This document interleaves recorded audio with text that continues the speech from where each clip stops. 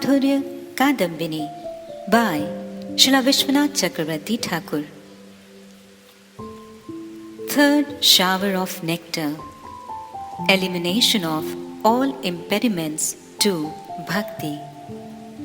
Sadhan-bhakti, anarth-nivritti. Text 1a. The four types of anarthas and a description of them. Sanskrit Bhāvānuvāda. Next, the destruction of obstacles or anarth-nivritti is described.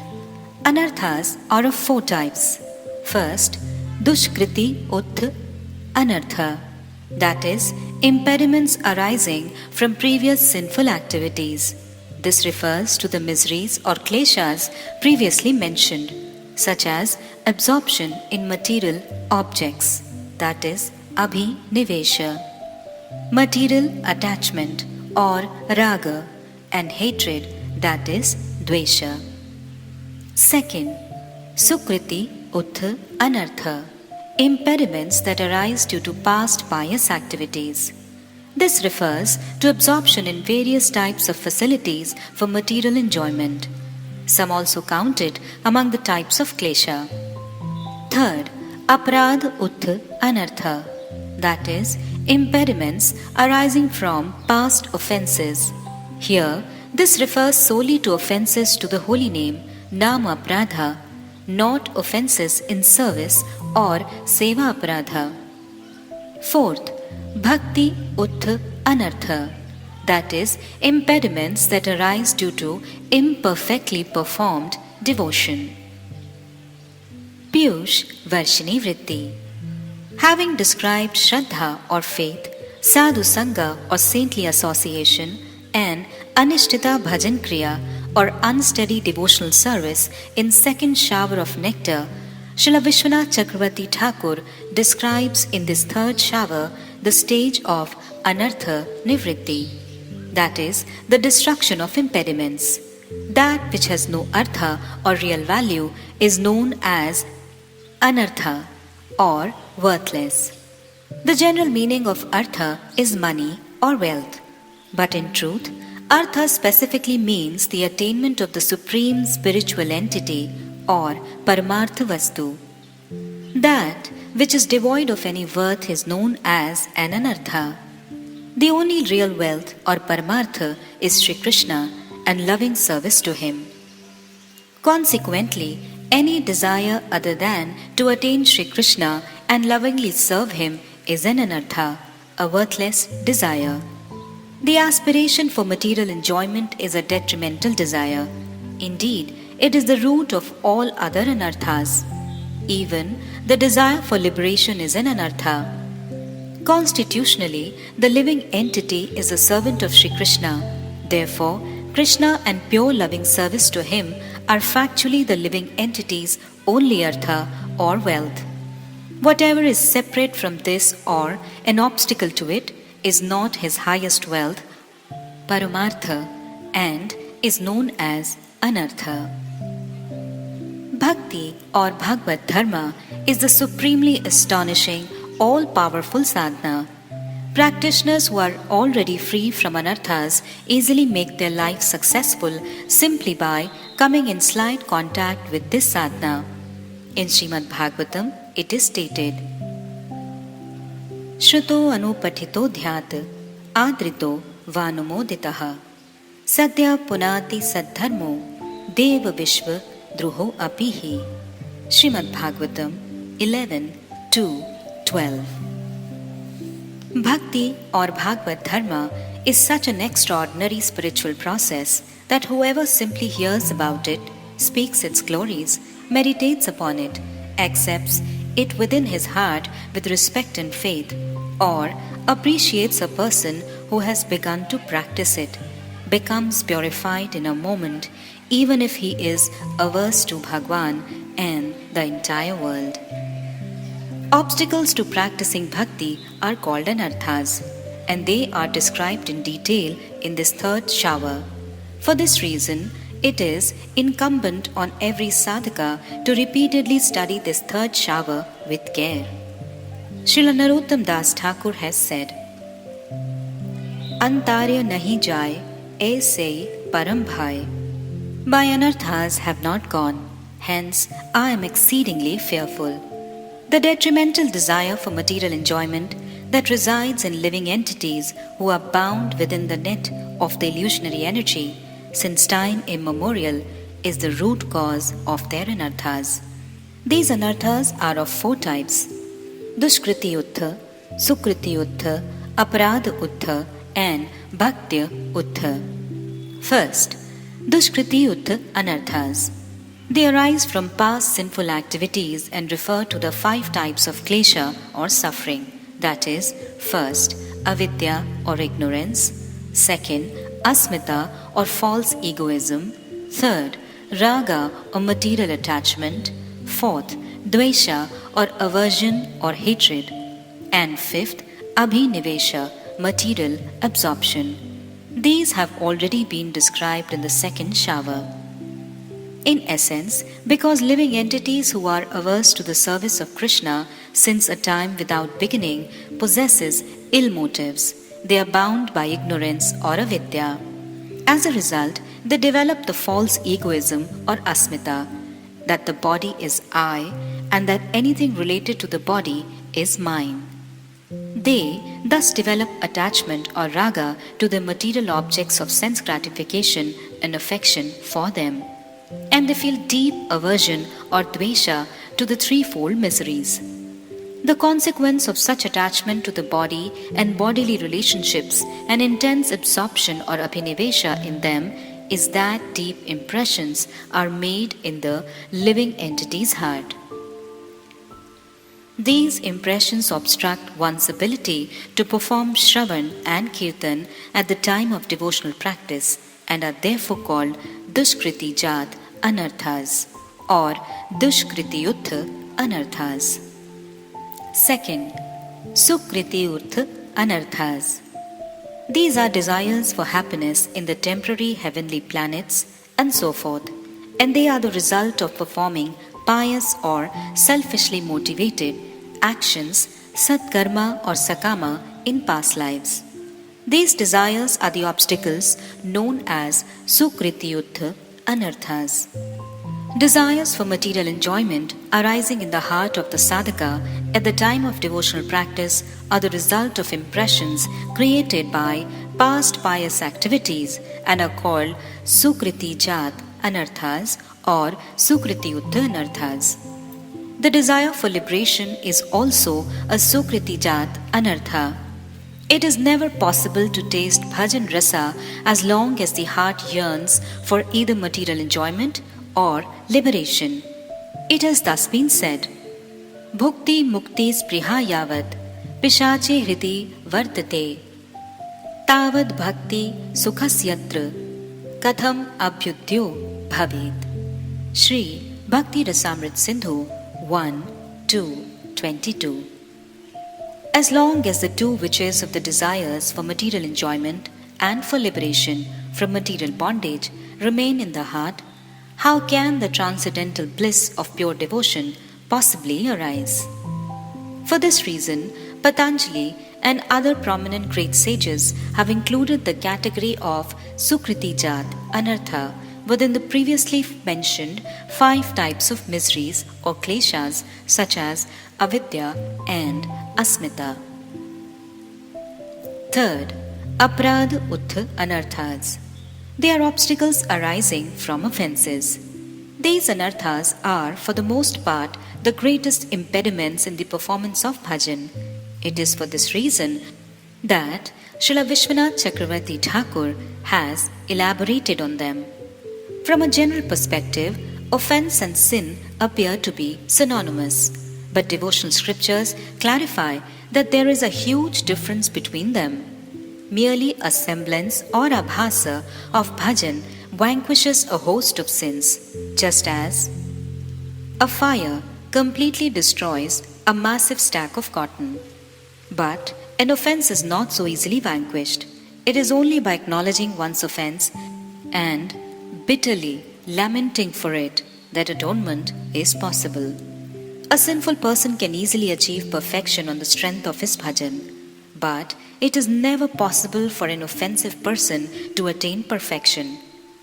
To harm another living entity, to steal, to have illicit relations with another's wife, to engage in useless gossip and argument, to use harsh language, to behave in a fiendish manner, to perform improper acts, to give distress to another, to criticize others, to drink liquor, to eat meat, eggs, and other forbidden foodstuffs, etc., have all been classified in the Smriti Shastra as papa or sin. They have been divided into 9 types.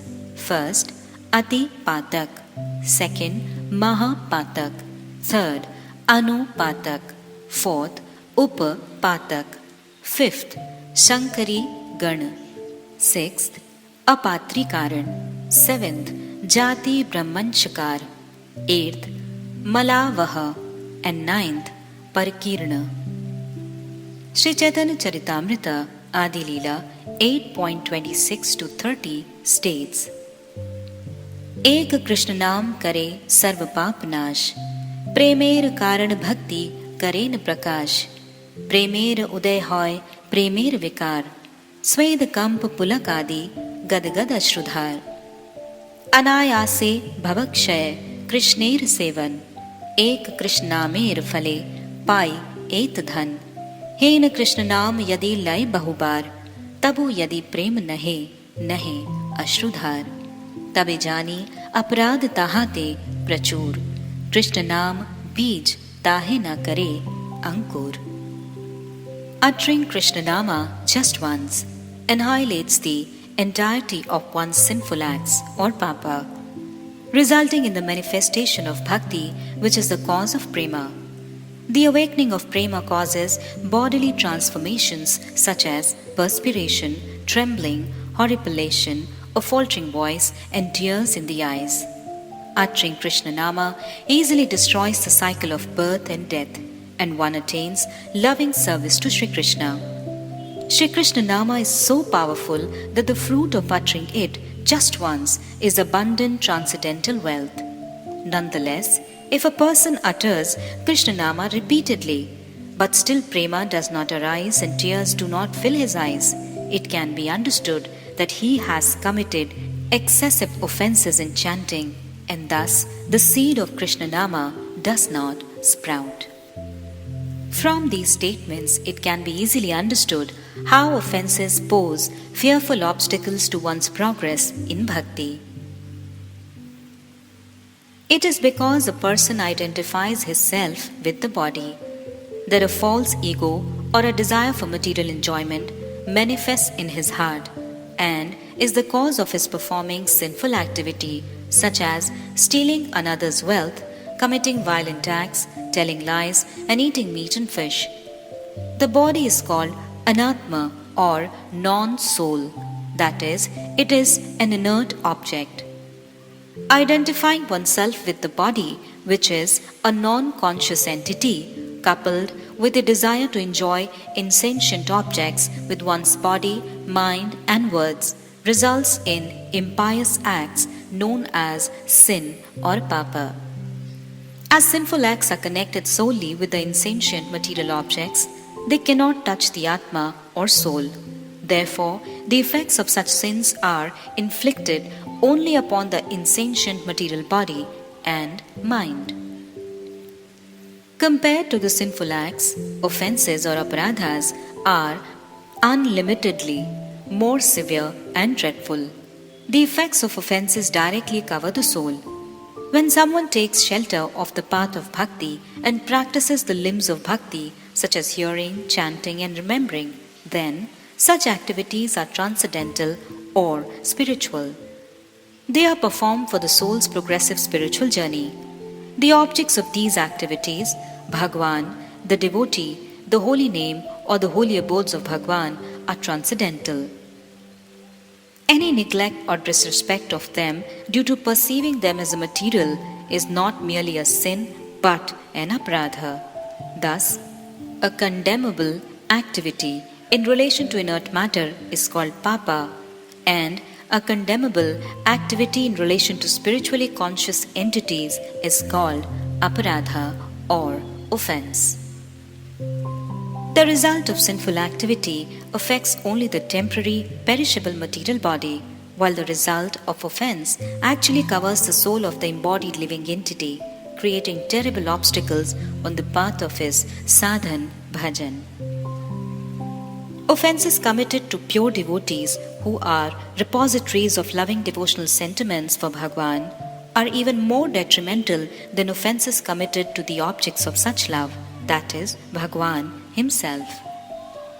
Committing an offense to a pure devotee results in completely uprooting bhakti or in drying her up at the root, causing her to vanish.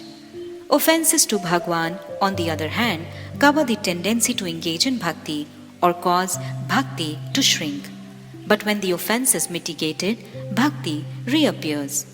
It is thus understood from the scriptures that an offense to a Vaishnava is more grievous than an offense to Bhagwan. Upon examination, it is clearly evident that the root cause of aparādha is an injurious act performed with envy and is thus the opposite of affection. Because aparādha is rooted in this envy and hatred or dvesha, it creates such a barrier between great personalities or Mahapurushas who are most worthy of our affection and sādhakas who actually need the protective umbrella of the Mahapurusha's affection, that a person considers himself topmost even though he is factually the lowest, and as most intelligent even though he is most foolish. His material conceptions of Mahapurushas thus leads to his disrespecting or neglecting them. Shastra uses the word Mahat to indicate Sri Gurudeva, the revered Vaishnavas and the living entities residing in the transcendental abodes of Bhagwan. Their bodies are completely transcendental, beyond the three modes of material nature. One who maintains a material conception of these transcendental personalities will commit the offense of neglecting them. Moreover, even if one respects these great personalities, from a material perspective, such alleged respect also equates to disrespect and deprives the sadhakas of receiving the affection, benevolence or compassion of these great personalities who are inherently magnanimous and supremely compassionate. The meaning of Radha is satisfaction. Aparādha or offense dispels the satisfaction or drives it away. That action which dispels the satisfaction of Bhagwan, Sri Nama, Sri Guru and the Vaishnavas is called aparādha. The mercy of bhakti, the bhakta and Bhagwan are the primary means of attaining Bhagwan. Therefore, not accepting the position of subordination to them, having no faith in them, and disrespecting and criticizing them create monumental obstacles to attaining Bhagwan. One should never disobey them. One can ensure success by carefully surrendering to them with complete understanding of their spiritual nature and thus engage in affectionate service to them with proper respect and honor. This is the sole method to remove aparādha. Only then is it possible to engage in bhajan that is free from offense. Text 1b. By chanting the holy name, reciting prayers and constantly performing service, seva aparādhas are eradicated.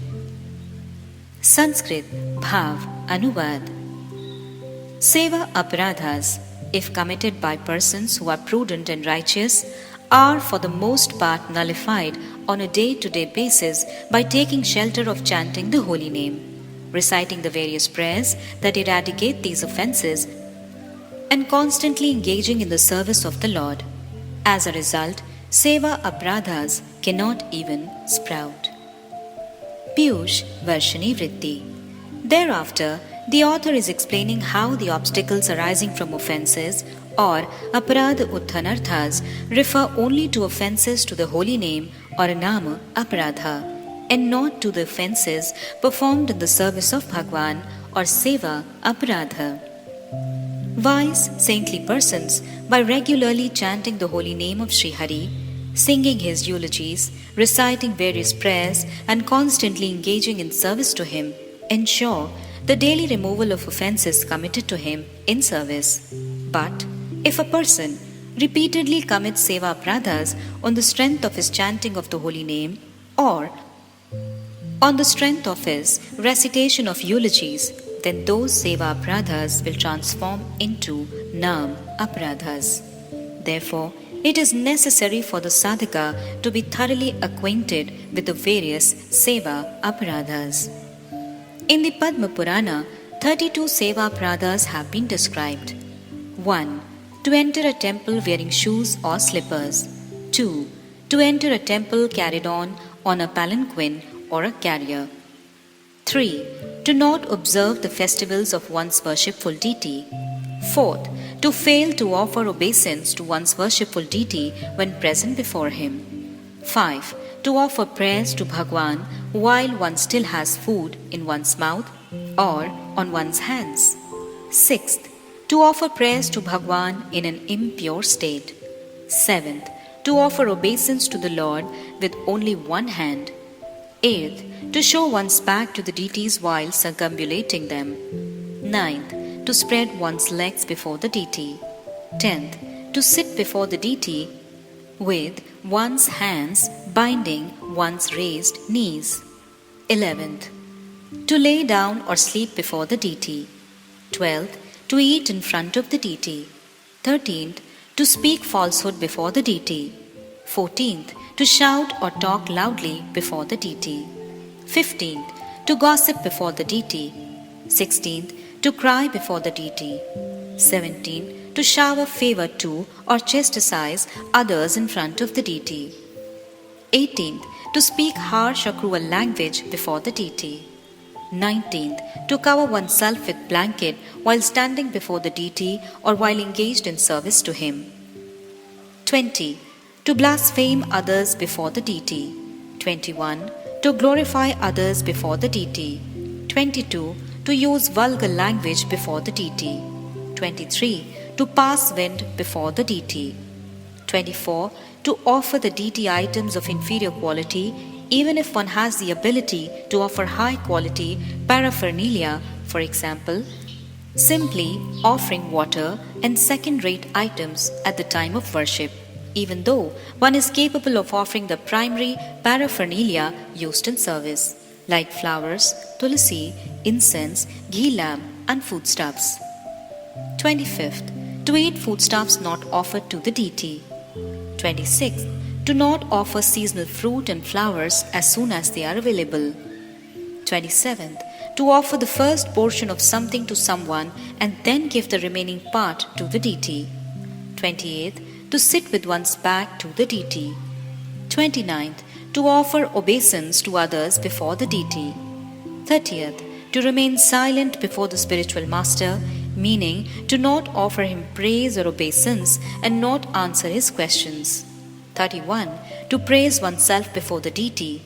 And 32. To blaspheme the demigods. The Varaha Purana also mentions some offences to be avoided. They are briefly enumerated here as follows. 1. To eat food grains offered by a king or by grossly materialistic person. 2. To worship or touch the Lord in a dark room. 3. To go before the Lord without following the proper procedure. 4. To open the door of the temple without ringing a bell. 5th, to collect ingredients of service that have been seen or touched by a dog. 6th, to break silence while worshipping the Lord. 7th, to leave the worship of the deity to pass stool or urine. 8th, to offer incense first without first offering scented unguents such as sandalwood pulp or flower garlands. 9th, to worship the Lord with forbidden flowers such as red hibiscus or dhatura flowers. 10th, to worship the Lord without having cleaned one's teeth.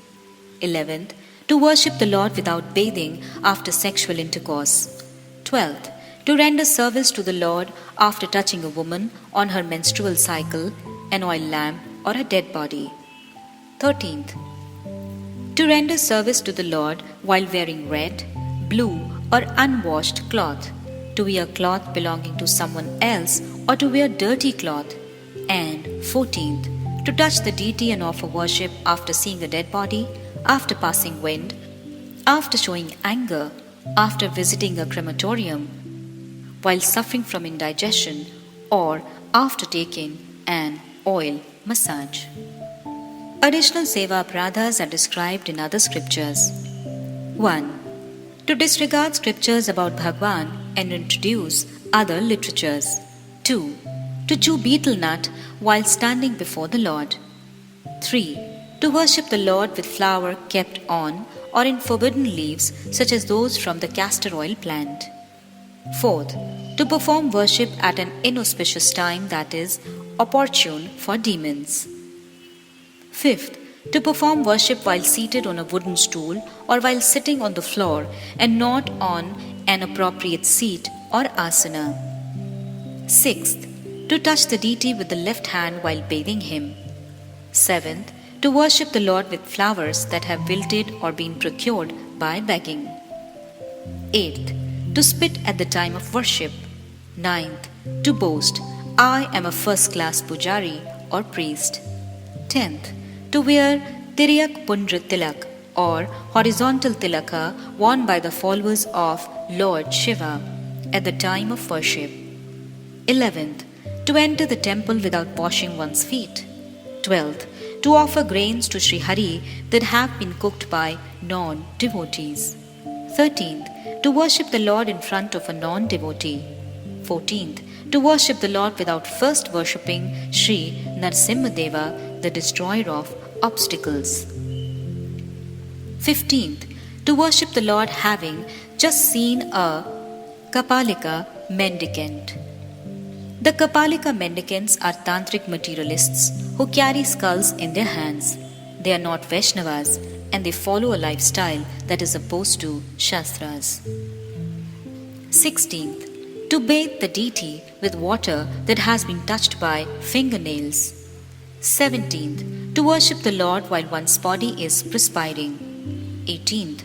To step over or mistreat the Lord's remnant or prasadi items such as foodstuffs and flower garlands. And 19th. To take an oath before or in the name of the Lord. At the time of serving the Lord, intelligent devotees are, for the most part, very careful to not commit these seva aparādhas. They are not to be at all lax about this. However, if any offense is committed inadvertently, the devotee's daily performance of Nam Sankirtan, recitation of various prayers, and rendering continuous service nullifies that offense, and there is no possibility of it sprouting again. Text 1c. Performing sin on the strength of the holy name is Nam Aparādha. Sanskrit Bhāvānuvāda. If, however, a person thinks chanting the holy name and reciting prayers nullifies seva aparādha and does not carefully avoid committing offences in service, then, due to his laxity, his seva aparādha culminates in Nam Aparādha. In this way, Scripture states that committing sin on the strength of the chanting of the holy name results in an offense. The term, on the strength of chanting the holy name, is used in a generic sense and indicates that this applies equally to every other devotional practice that absolves sins. Even scriptures on religiosity or dharma shastras state that a person may perform an atonement to nullify the effect of a sinful act, but if this intention is to later commit more sinful acts, then his sins will not actually be destroyed. Instead, they will solidify and take an indelible form. Pīyūṣa-varṣiṇī-vṛtti. A person may think, if I commit offences in the course of my service, those offences will be nullified by my daily performance of prayers. my chanting of the holy name, and my regular service, so my bhakti will incur no loss. If, with this idea, he does not attentively avoid seva aparādha, then it will no longer just be seva aparādha, but will transform into a fearsome nam aparādha. Literatures on the bhakti have stated, that person who repeatedly commits sin on the strength of chanting the holy name is indeed a great offender. Even the Dharma Shastras have mentioned that no method of atonement can nullify the sins of an incorrigible and unregretful sinner habituated to performing sinful activity on the strength of various methods of atonement or prayaschitā. Instead, his sins become as hard and as difficult to destroy as a thunderbolt. Here, sinning on the strength of the holy name has been discussed in a generic sense. Committing sin on the strength of any of the limbs of bhakti converts that sin into an offense. Text 1d. On the path of bhakti, omitting any anga or limb does not constitute an offense. Sanskrit Bhāvānuvāda. It is stated in scripture, Śrīmad Bhagavatam 11:29-20. My dear Uddhav, once begun, there is never any loss in the unmotivated attempt to perform devotional service, even if there is some defect in one's practice. Furthermore, it is emphasized, simply chanting the 10-syllable mantra grants one all perfection. But if, on the basis of these statements from Shastra, a person does not engage in performing certain limbs of bhakti or performs them imperfectly, won't it result in namaparādha? Certainly not. Committing sin on the strength of the holy name only results in offense when one possesses pāpa buddhi. In this statement, pāpa buddhi is defined as deliberately committing sinful activities on the strength of the holy name. Wicked acts are condemned in the scriptures, and processes of atonement can be found for them. Unlike the path of karma, however, any discrepancy or failure to perform a limb of bhakti is not condemned in Shastra. Therefore, in this regard, there is no question of any offense. Pīyūṣa-varṣiṇī-vṛtti. It has been described that aparādha is a very powerful obstacle in bhakti or bhajan. It has also been said that committing sinful activity on the strength of the holy name is a frightful namaparādha. Now, in this regard, one more doubt is being addressed. Bhagwan Shri Krishna said to Uddhava in Śrīmad Bhagavatam 11:29-20, My beloved Uddhava, Bhagavad Dharma or Bhakti has such an astonishing influence that once practice of it begins, any result attained is not even fractionally lost. Even if one does not attain complete perfection in that practice, no type of obstacle can bring about the slightest variation in the effects of bhakti, since it is devoid of any self-interest, that is, nishkama, and since it is transcendental, that is, nirguna. I myself have determined it to be topmost. In other words, karma, yoga, and other processes only produce results if, from the inceptions of one's practice until completion, every limb is performed in a consummate and unhindered manner. Otherwise, such processes are useless. But this is not the characteristic of bhakti or Bhagavad Dharma. Even if a person begins his practice and abandons it without seeing it through to completion, or even if he does not practice some of its constituent parts, still his practice of bhakti can never be fruitless. The nature of bhakti is completely devoid of any contamination by the material modes. There is no question of a transcendental object ever being destroyed. A piece of gold may accidentally fall among filthy objects or into a filthy place. After the filthy objects have completely decayed, decomposed and vanished, however, the gold nugget has not been destroyed, and can be recovered. In the same way, a person may practice Bhagavad Dharma to a certain extent and then encounter obstacles and cease his practice. But when these obstacles are later removed, he certainly returns to the stage from which he had discontinued. In other words, he resumes his practice of bhakti from where he left off, and gradually that practice becomes complete and certainly yields the fruit of prema. Similarly, merely the act of reciting the 10-syllable mantra grants all perfection. This is understood. Naturally, upon reading this, the following doubt may arise. Is the omission of any limb of bhakti not also an offense to the holy name, committed on the strength of the other angas of bhakti or on the strength of chanting one's mantra? A person achieves perfection even though he may not have completed his practice of a particular anga of bhakti, or he may not have practiced all of the other angas of bhakti, but merely recites the 10-syllable mantra. This perfection is rooted in the strength of a specific anga of bhakti, chanting the holy name. As a result, the practitioner is excused of all offenses and of the scriptural rules and regulations and still attains the fruit of perfection. Is this incomplete practice of an anga or the omission of some angas, therefore not a type of offense to the chanting of the holy name? In answer to this, the author says, no, this does not constitute nam aparādha. One who commits misdeeds on the strength of the holy name thinks as follows: let me sin now, and then I will eradicate the sinful reaction by performing devotional service, giving a certain amount in charity, performing a certain amount of pious activity, and chanting a certain amount of Harinama. When a sin is committed with this mentality, it becomes nam aparādha. Sinful activities are those despicable deeds for which one is criticized in society.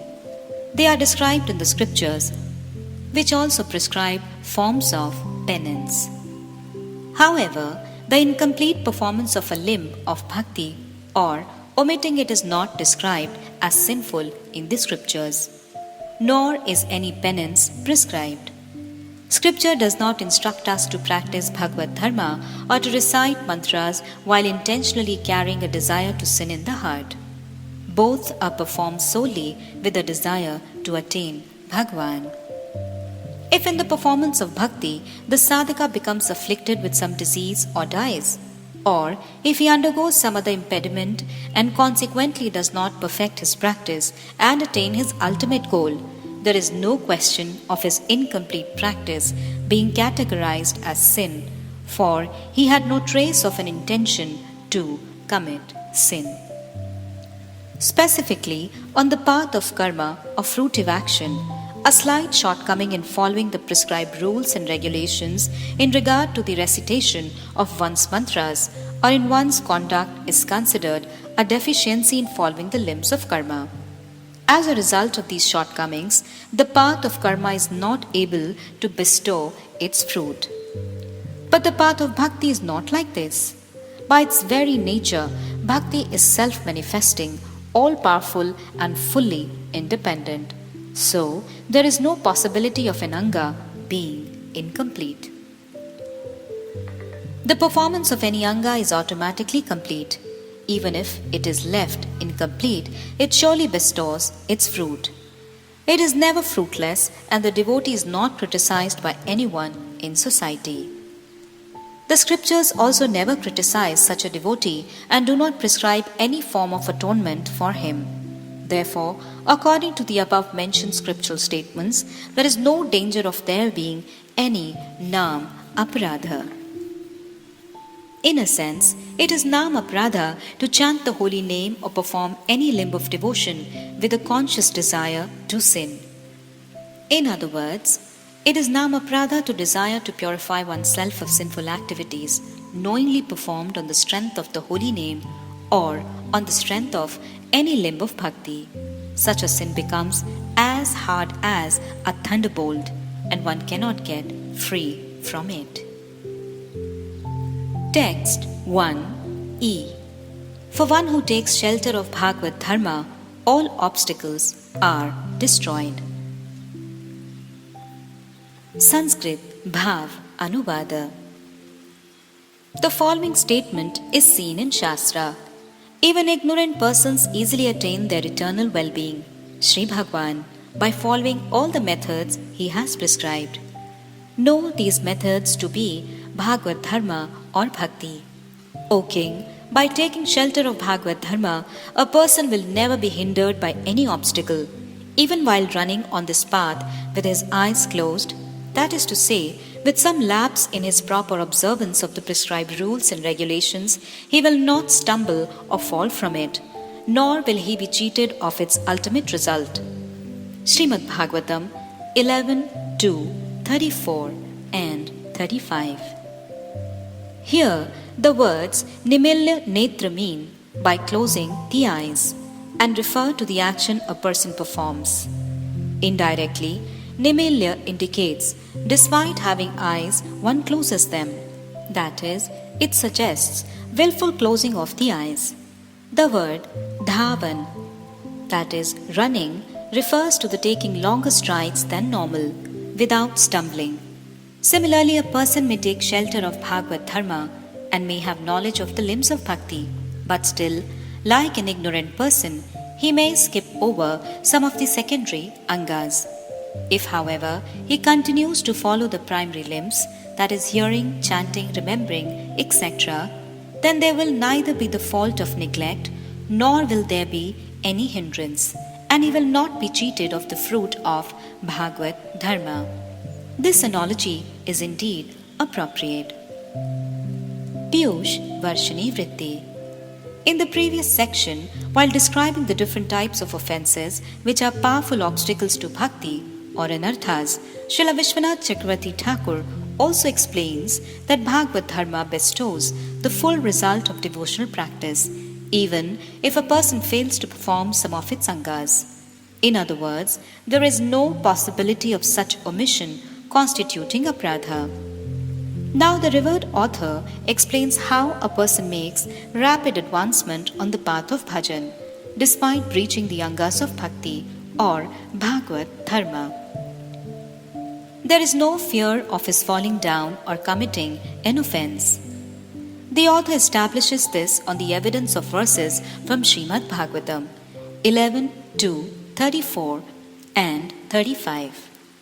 Sri Kavi Yogendra says to King Nimi, Ye vai bhagavata prokta upaya atmalabdhaye anjaha punsam vidusham vidhi bhagavatam hitan yana sthaya naro rajan na pramadyet karhichit dhavan nimilya va netre na skhalen na pate deha.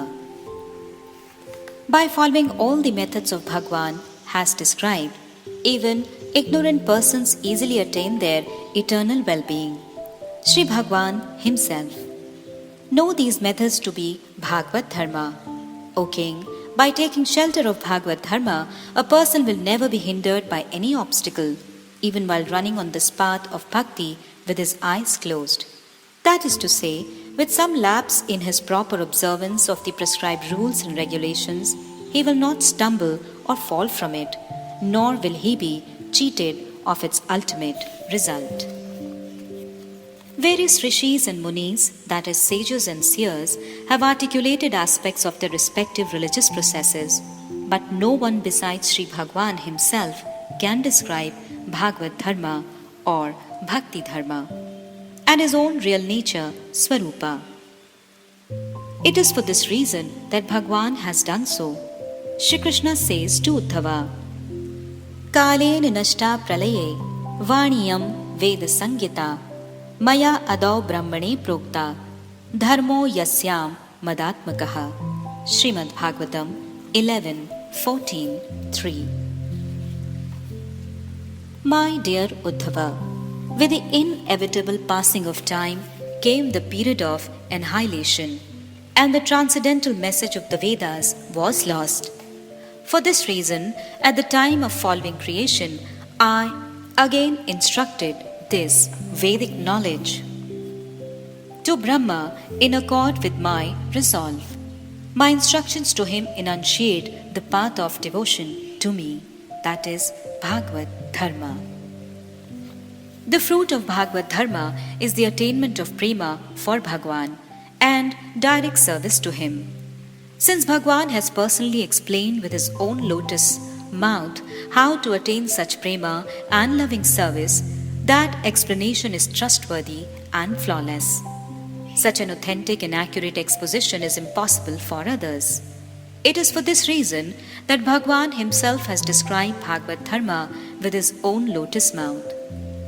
Bhagavad Dharma is the process by which even an ignorant person can easily attain me, the Supreme Soul. By these words of Sri Bhagwan, every human being has been granted eligibility for bhakti. In the same manner, it has been explained that since Bhagavad Dharma easily bestows all perfection, it is far more feasible to attain perfection by the process of bhakti than by the rigorous practices of impersonal knowledge, that is jnana, and mysticism, that is yoga. By taking shelter of the processes of Bhagavad Dharma, even if a person runs with closed eyes, there is no possibility of his stumbling or falling from the path. Here, the words netre nimilya, meaning with eyes closed, indicate the specific action performed by the doer. That is, the performer of bhakti is closing his eyes. The word dhavan or running here indicates that due to running very rapidly towards his destination, a person is taking longer strides than normal. In other words, if someone runs very quickly toward a specific destination, his feet will extend beyond where they would land in his normal stride. Since his vision remains completely fixed on his destination, it is impossible for him to look at the path he is traversing, even if his eyes are wide open. In the same way, having taken shelter of the path of Bhagavad Dharma, the sādhaka may be cognizant of all the different limbs of bhakti. In order to arrive quickly at his destination, however, he may skip the practice of some angas just as an ignorant man would, and only practice the very essence of devotional service itself. Despite these omissions, he is not guilty of the fault of neglect, nor is he deprived of the result of his endeavors. This explanation is to be understood here. Text 1F. Closing the eyes does not mean ignorance. Sanskrit Bhāvānuvāda. Here, the word nimillana or closed does not indicate ignorance of the Shrutis or Smritis, because this would obstruct the primary meaning of the verse. Pīyūṣa-varṣiṇī-vṛtti. Here, the word nimillana or proceeding on the path of bhakti with eyes closed should not be taken to mean ignorance of the Shruti or Smriti scriptures, as this conclusion is not logical. One can accept the indirect intended meaning, that is lakshana artha, of a word only when the direct literal meaning, that is mukhya artha, is difficult to comprehend. For example, the literal meaning of the phrase Ganga-yam Ghoshaha is the cow-herd village exists in the Ganga. The statement is absurd because it is impossible for anyone to live in the current of Ganga river. Therefore, the phrase is correctly understood from the intended meaning, which indicates that the cow-herd village is located on the bank of the Ganga. However, in the previous section, the direct meaning, that closing one's eyes indicates ignorance, obscures the intended meaning of the statement. It is mentioned that a person closes his eyes despite having eyes or the ability to see. In other words, although he is conversant with the instructions of saintly persons, the scriptures and the spiritual master, he does not follow standard practices and regulative principles because he is moving at a great speed. His not doing so is due to the power of his attachment to attain his goal. There may also be another good reason for him to violate the standard injunctions. Nevertheless, the devotee neither falls to reach his destination nor acquires any demerit. This is the verse's intended meaning. We should not think that not practicing all the prescribed aspects of bhakti indicates a deliberate disregard or laxity. Text 1g. The seva aparādhas mentioned in the scripture cannot be disregarded. Sanskrit Bhāvānuvāda. One may ask if the words dhavan or running and nimilya or with eyes closed in this verse also exempt one who commits any of the 32 types of seva aparādhas or offences in devotional service. The answer is that Shastra does not say so. Previously it was explained that a person who accepts the shelter of the process described by Bhagwan himself will never suffer. Bhagwan has made statements forbidding entering a temple on a palanquin or wearing shoes. So, to not obey them certainly constitutes seva aparādha. Also, in regard to seva aparādha, we hear from the scriptures condemnation of a person who commits an offense to Sri Hari, declaring him to be a two-legged animal. Pīyūṣa-varṣiṇī-vṛtti. Someone may assert that here the words dhavan and nimilya also apply to exemption from the 32 types of seva aparādhas. In other words, if a sādhaka who runs on the path of bhakti at a great speed with closed eyes commits seva aparādha in ignorance, he is not to be faulted in any way and commits neither a sin nor an offense. Śrīla Viśvanātha Cakravartī Ṭhākura, however, says that this interpretation is not logical here. It was stated previously, by taking shelter of the methods personally spoken by Sri Bhagwan, etc., therefore, Sri Bhagwan would never support anyone's seva aparādhas. It has been stated that it is forbidden to commit the seva aparādhas of entering the temple either wearing shoes or being carried in a palanquin. How could Bhagwan sanction acts forbidden in the other scriptures?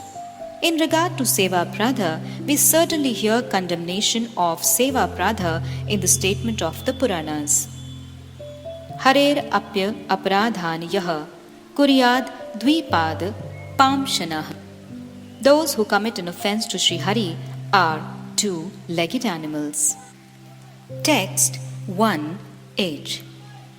Nama aparādha committed in ignorance is eradicated by constantly chanting the holy name. Sanskrit Bhāvānuvāda. Furthermore, one may have committed nama aparādha unconsciously, either long ago or recently. One can understand the existence of nama aparādha by noting the symptoms. However, if one then develops firm faith or nishtha in bhakti by constantly chanting the holy name, gradually all these offences will be eradicated.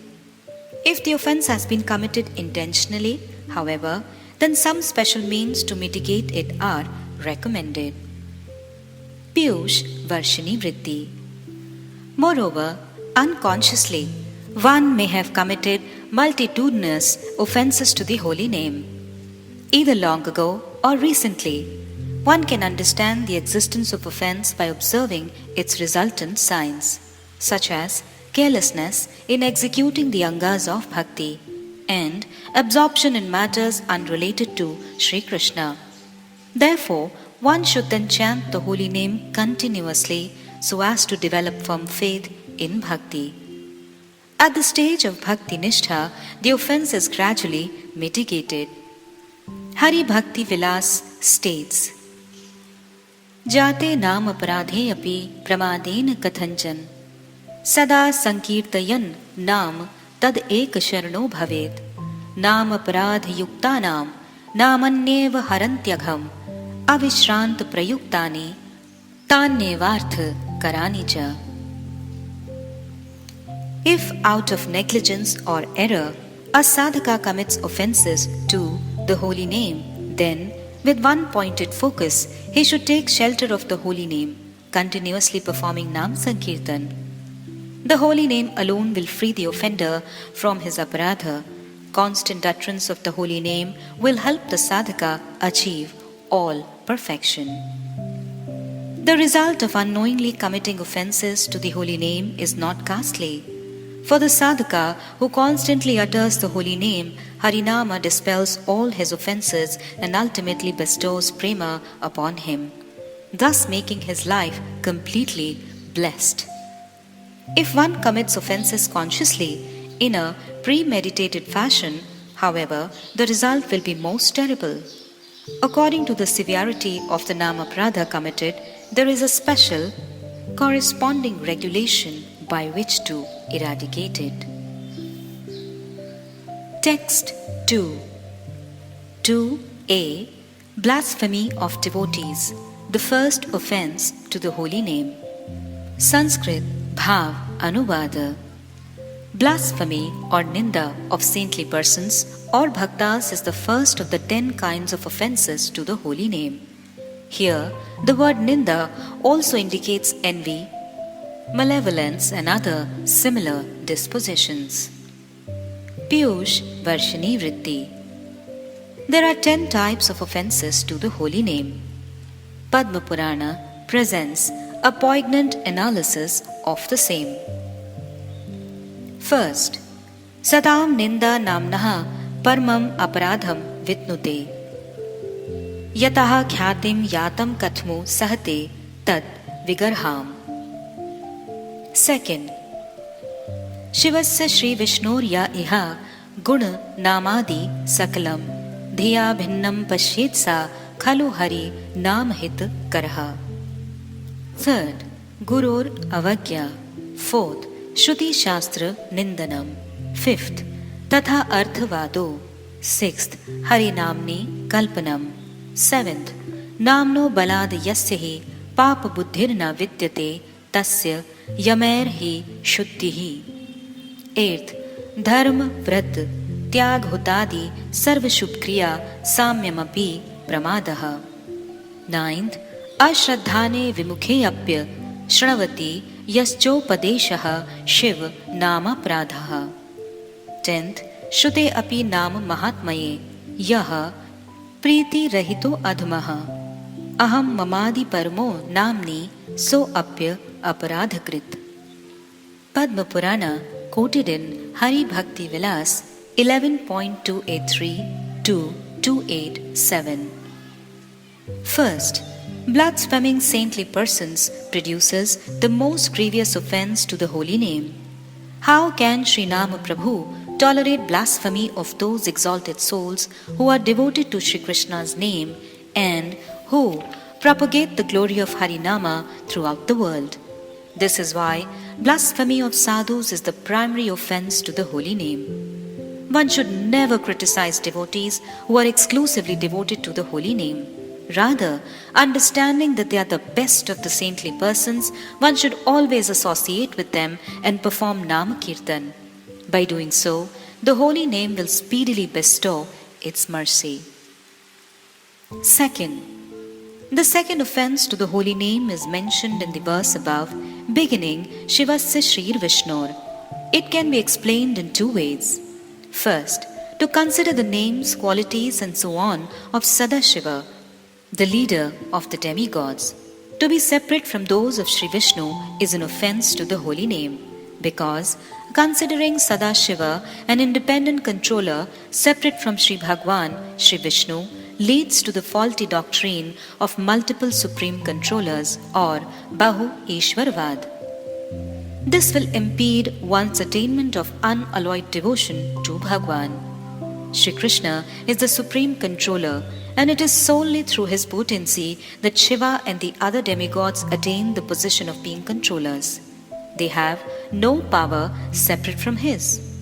One who chants Harinama with this conviction will not commit this offense to the holy name. Second, the person commits an offense to the holy name if, with his mundane intelligence, he distinguishes between the all-auspicious, transcendental, holy names, forms, qualities and pastimes of Sri Vishnu and Sri Vishnu himself, who is the possessor of that name. Such chanting is certainly harmful. Third, it is an offense to disobey the Guru who is conversant with the absolute truths regarding the holy name, that is, Nama Tattva. considering him an ordinary mortal with a material body.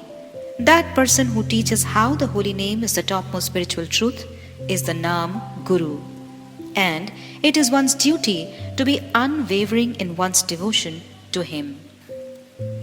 Some persons neglect the Nama Guru, thinking that his understanding of the scriptures is limited to scriptures delineating the holy name, and that scholars of the Vedanta philosophy and other Shastras have a more complete scriptural understanding. Such persons are offenders to the holy name.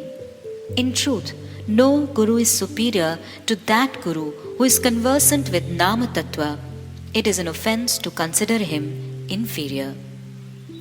Fourth, it is an offense to blaspheme the Vedas and scriptures like the Sattvat Puranas, Puranas on Bhakti.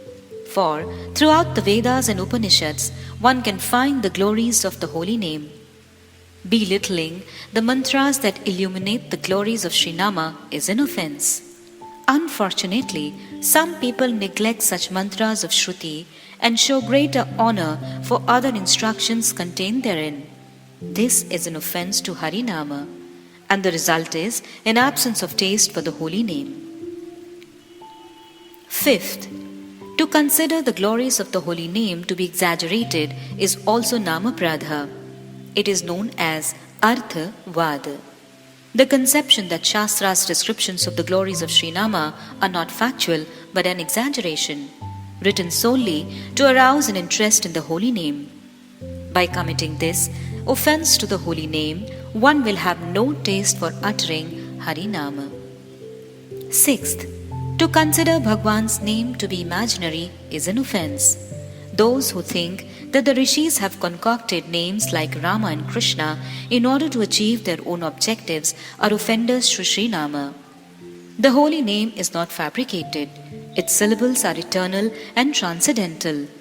Only by bhakti does Harinama manifest in the spiritualized senses. This is taught by bona fide preceptors and the Vedic scriptures. Therefore, it is necessary to accept Sri Harinam as the supreme truth. One who considers the holy name to be imaginary will never attain the mercy of the holy name.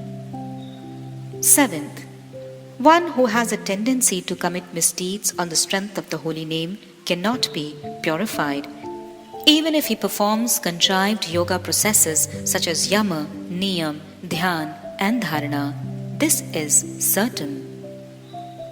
Eighth, to consider religiosity, vows, renunciation, the offering of oblations into fire, and other mundane pious acts to be equal to or comparable with the transcendental name of Bhagwan reveals neglect or carelessness and is an offense.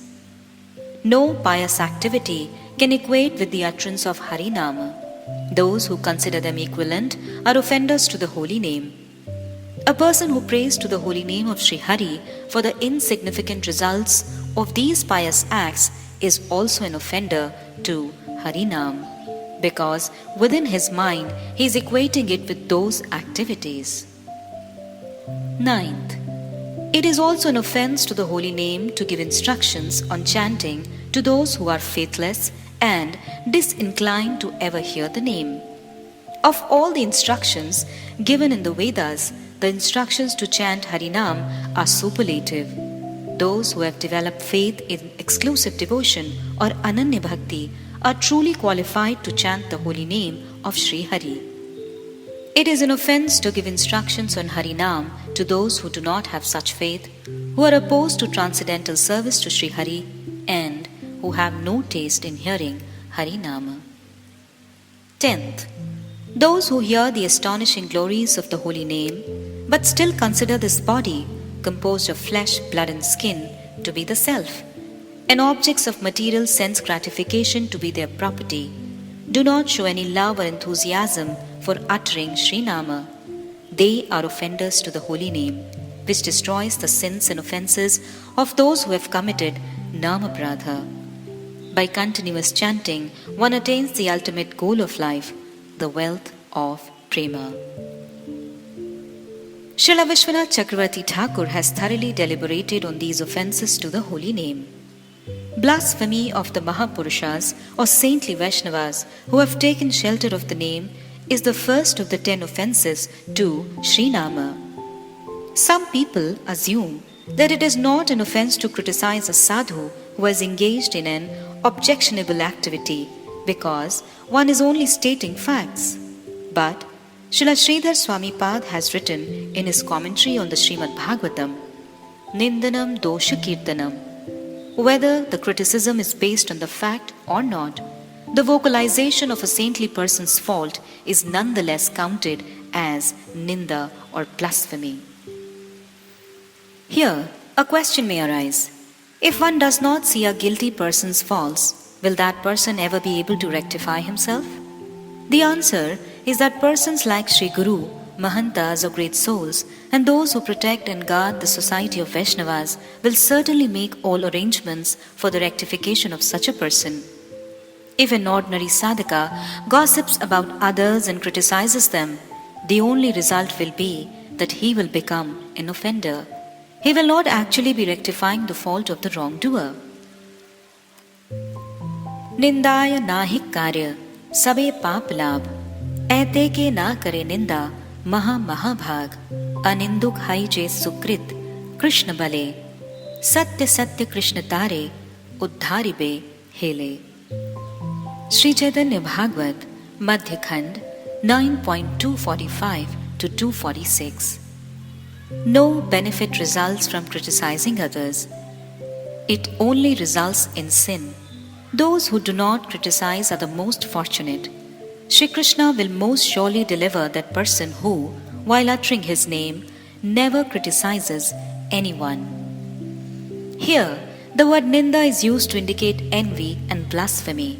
In the Skanda Purana, it is written, Hanti nindanti vadveshti, Vaishnavanam na abhinandati, krudhyate yati no harsham, darshane patnanishad.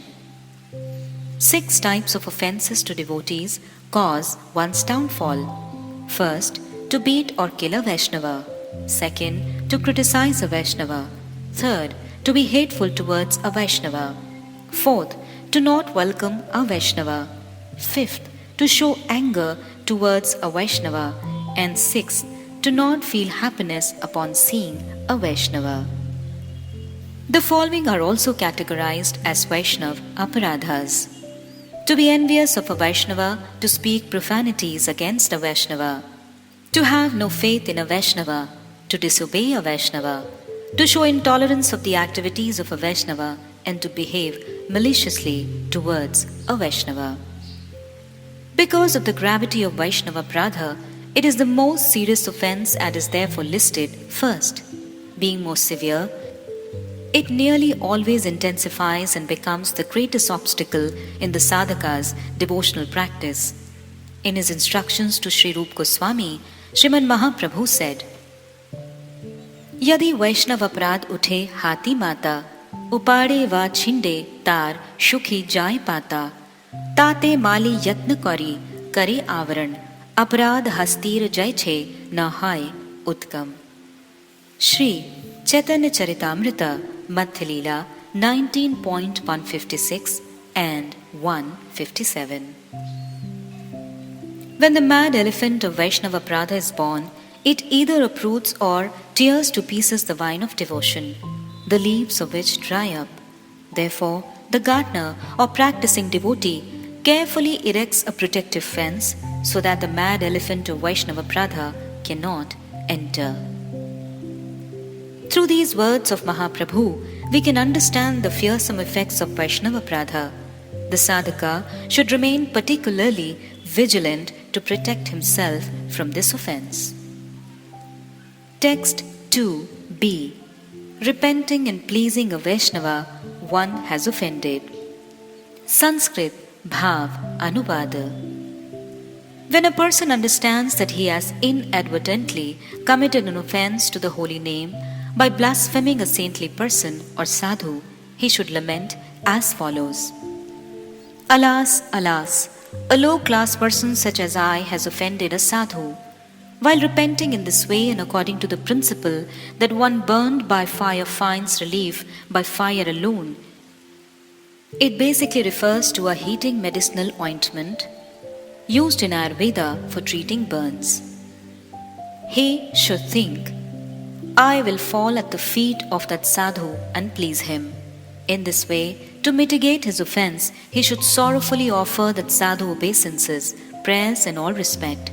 If that sadhu is still not pleased, then that person who committed the offense must continuously serve him for many days, in accordance with the sadhu's particular preference. If the offense to the great soul is so grievous that it is not alleviated by any means, then one should abandon all activities and the endeavor for anything temporary and to take full shelter of the holy name, uttering it continuously and repenting in the following way. Fie on me, my offense to a devotee has not been mitigated. I will have to fall into countless hells. By the power of this superlatively potent Srinam Sankirtan, that offensive person will surely be delivered in due course of time. Pīyūṣa-varṣiṇī-vṛtti. If, by chance, one has committed an offense at the feet of an exalted soul, then one should deeply repent and reproach oneself as follows. Alas, alas, I am most wicked. I have committed an offense at the lotus feet of a saintly person. As stated previously, repentance is the actual process of attainment or prayaśchitta for aparādha. The offender may even please the pure devotee he has offended by begging forgiveness from him, but unless offender's heart burns in the fire of repentance, it will never be purified, such as applying heat in the form of medicinal ointment relieves a person burned by fire. A repentant sādhaka should quell his offense by remorsefully offering obeisance, praise and respect at the feet of the great soul he has offended. If that great devotee is still not satisfied, then in order to please him, one should serve him both directly and indirectly for many days, endeavoring to fulfill all his inner heart's desires. This will definitely melt that merciful devotee's heart, and he will happily forgive the offender. If the offense is so grave that the aforesaid means do not pacify or somehow abate the anger of the person offended, then one should deeply grieve. Alas, alas, nothing can mitigate my offense to this pure devotee. I shall surely be damned to millions upon millions of hells. With such humble submission, one should abandon all other activities and take complete, uninterrupted shelter of Harinam Sankirtan. If one engages in this way, the supremely powerful process of Harinam Sankirtan will surely deliver such a repentant person at one time or another. Text 2c. The constant chanting of unrepentant offenders is offensive. Sanskrit Bhāvānuvāda. Nonetheless, an offender might consider the following statement of Shastra. Nam aparādha yuktānām namanya ev harantya agham. One will become free from an offense to a saintly person simply by performing constant Nama Sankirtan.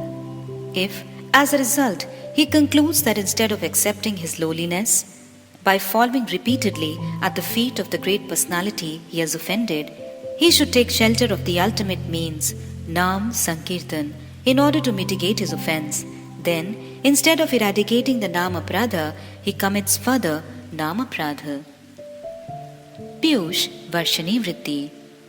A person overcome by embarrassment and shame may think, the scriptures say that one who has committed Nam aparādha can mitigate an offense simply by engaging in Nam Sankirtan. So what is the use of displaying my inferiority by falling repeatedly at the feet of sadhu who is displeased with me? I will nullify my offense by taking shelter of the Nama, the supreme remedy. By this, one commits the severe Nama aparādha of acting immorally on the strength of chanting the holy name. Text 2d. Devotees are saintly even if devoid of qualities such as mercy. Sanskrit Bhāvānuvāda. Someone could say that only a person endowed with all the good qualities described in Śrīmad Bhāgavatam 11.11.29, such as mercifulness, freedom from malevolence towards all beings and tolerance, is a sadhu or Vaishnava, and that criticism only of such a person constitutes an offense. But this is not the case. Since the statement of Padma Purana indicates by a fortiori logic, that is, Kaimuttika Nyaya, that the word Sat or saint refers even to devoted worshippers of Bhagwan who are wretched, devoid of all good conduct, duplicitous, fallen, and total cheaters. Pīyūṣa-varṣiṇī-vṛtti. Blasphemy of a sadhu is said to be the greatest and most powerful obstacle in bhajan. In Śrīmad Bhāgavatam 11.11.29-31, Bhagwan describes to Uddhava the symptoms of sadhus, or the pure devotees of the Lord. Kripalur akrit drohas titikshuhu sarvadehinam satyasaro navadyatma samha sarvo pakarakaha kamer hat adhirdanto mridhu shuchir akinchinaha aniho mitbhukshantaha sthiro machrano muni apramatto gabhiratma dhritiman jitshat gunaha amani manadaha kalpo maitraha karunikaha kavi. Beloved Uddhava, my devotee is verily the personification of mercy. He never harbors feelings of enmity for any living entity, and he happily endures the most horrible suffering. The essence of his life is truth. Never at any time does any type of immoral thought arise in his mind. He is equal to all, and he acts for the benefit of everyone. His intelligence is never contaminated by material desires. He is self-controlled, sweet-natured, and pure. He is free from feelings of possessiveness and does not endeavor for anything worldly. He eats moderately and remains peaceful. His intelligence is steady and he completely depends on me only. He always remains immersed in thoughts of the nature of the soul. He is free from confusion and is sober and patient. He has conquered the 6 material qualities, that is, hunger, thirst, lamentation, illusion, birth, and death. He does not desire respect from anyone, yet he always gives honor to the others.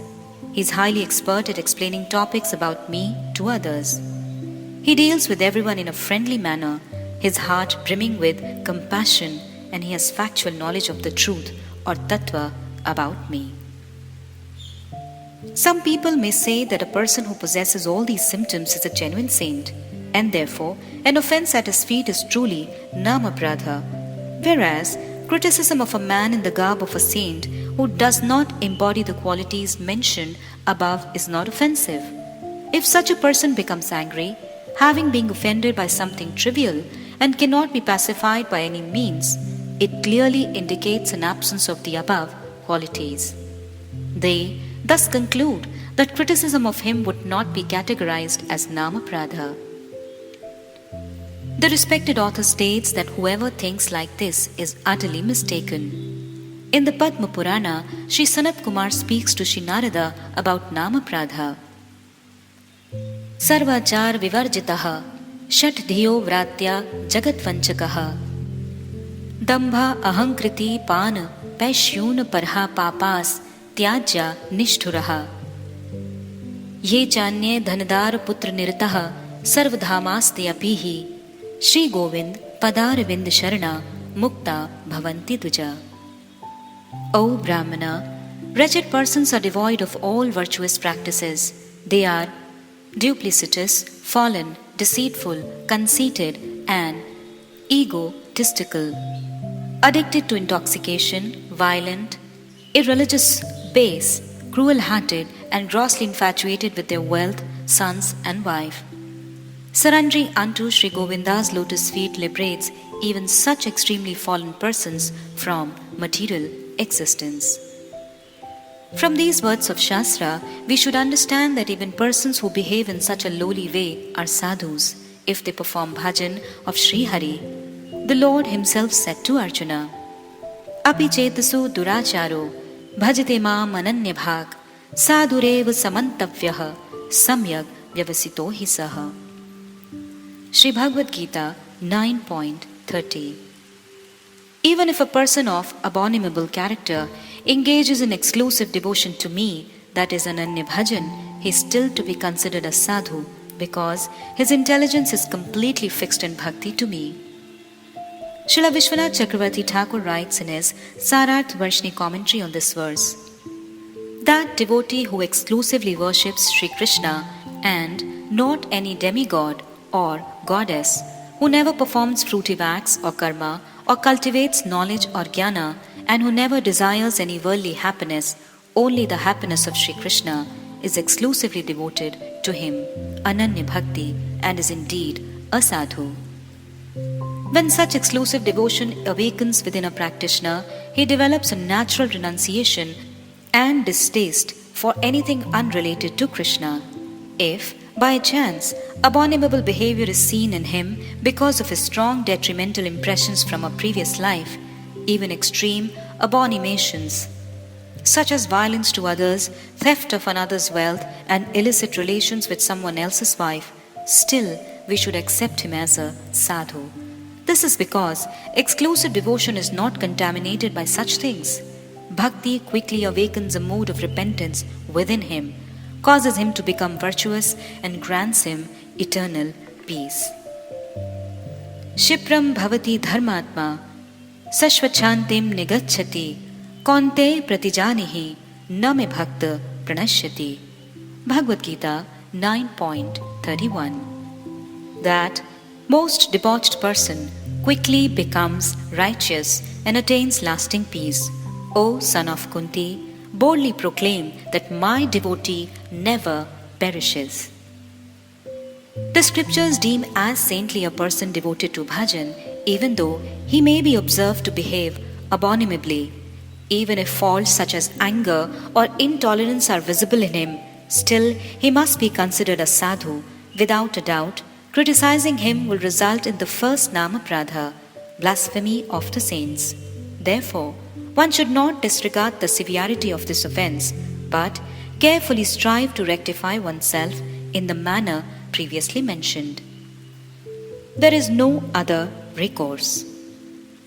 In a life dedicated to bhajan, there is never room for any type of criticism or malevolence.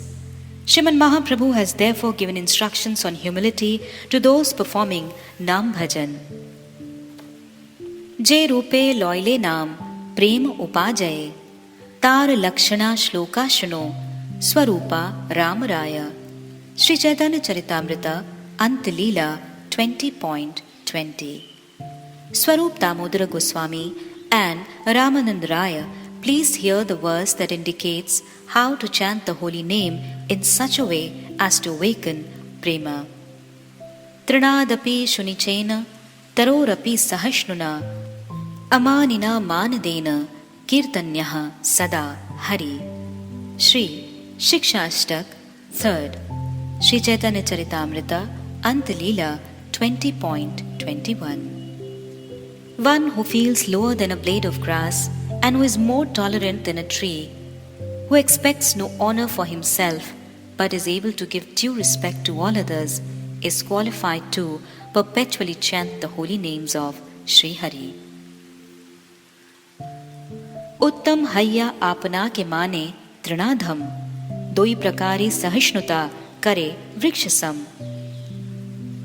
Vriksha jain kati lehe किछु ना बोलाए शोकांचा मैं लेहे कारे पानी ना मांगए जय जय मांगये तारे दे आपन धन धर्म वृष्टि सहे आनेर करे रक्षण उत्तम हय्या वैष्णव हबे निरभिमान जीवे सम्मान दिबे जानी कृष्ण अधिष्ठान ए मत हय्या जय कृष्ण नाम लाए श्री कृष्ण चरणे तार प्रेम उपजाए. Sri Chaitanya Charitamrita Adi Leela 20.22-26. Although a devotee is most exalted, he considers himself to be more insignificant than grass, and, like a tree, He tolerates everything in two ways. At the time of being cut, a tree raises no protest, and when drying up, it does not ask for water. Yet, to anyone who requests something from it, the tree will offer its wealth: fruit, flowers, wood, bark, sap, and so forth. The tree, while itself tolerating heat and rain, offers shelter to others. Being most elevated, a Vaishnava is devoid of false ego, and he offers respect to everyone, knowing each and every person to be the resting place of Sri Krishna. Uttering the holy name of Sri Krishna is this way he obtains love for Sri Krishna's lotus feet. Not to speak of ordinary sadhakas, even an extremely powerful person cannot protect himself from the ill effects of an offense to a devotee. Sri Chaitanya Bhagavat, Madhya Khand 13.388 and 391 states, Shulapani samjati bhakta nindakare bhagvat pramane tathapi shigra mare. If a great person, even one as powerful as Lord Shiva, blasphemes a devotee, then, as evidenced in Śrīmad Bhagavatam 5.10.25, he will very soon wither and die. Sarva Maha Prayaschitya Jai Krishner Naam Vaishnav Aparādhe Sehana Miliye Tran. Of all types of penance, the chanting of the name of Krishna is best. But if a person who utters the name of Krishna blasphemes a Vaishnava, he will never be delivered. Therefore, to become blessed and obtain the fruit of Nam Sankirtan, the following is advised. Na loibe karo dosh, na koribe karo rosh, pranamoho sabar charan. Shri Prem Bhakti Chandrika 9.19. Do not see anyone's faults, do not become angry with anyone, and offer respects at the feet of everyone. Only when a person adopts these principles will he obtain supreme auspiciousness, and only then will the supremely merciful Shachinandan Shri Gaur-Hari become pleased with him. For this reason, Sri Chaitanya Bhagavat, Madhya Khand 10.312 states, Kahare na kare ninda, Krishna Krishna bole, Ajay Chaitanya se, jinibek hele. One who never criticizes anyone and always chants the name of Krishna will conquer Sri Chaitanya Mahaprabhu, who is unconquerable. Text 2e. The holy foot dust of the Mahabhagavata cannot tolerate an offense. Sanskrit Bhāvānuvāda. Due to the supremely forgiving natures, some Mahabhagavat Vaishnavas do not become angry, even though a grievous offense to them has been committed. Nevertheless, for the offender's own purification, he should beg forgiveness by offering obeisance to that Vaishnava and rendering service to him. It is stated in Śrīmad Bhagavatam 4.4.13, the foot dust of the pure devotees will deprive an offender of all his power. Criticism of saintly personalities befits only the wicked, as they will receive an appropriate consequence. Such words spoken by great personalities indicate that the foot dust of those pure devotees cannot tolerate any offense to that devotee, and that this holy foot dust certainly gives the offender the result of his aparādha. Pīyūṣa-varṣiṇī-vṛtti. In regard to the characteristics of pure devotees, Śrīmad Bhagavatam 11.2.45 states, Sarva bhuteshu ya pashyet bhagavad bhavam atmanah bhutane bhagavatyatmanya esh bhagavato uttamaha. Sri Havi Yogendra said to Sri Nimi Maharaj, O King, one who sees his own mood of attraction to Sri Krishna Chandra, the soul of the souls, in all jivas, and who also sees all living entities residing within the shelter of Sri Krishna, is an Uttam Bhagavat.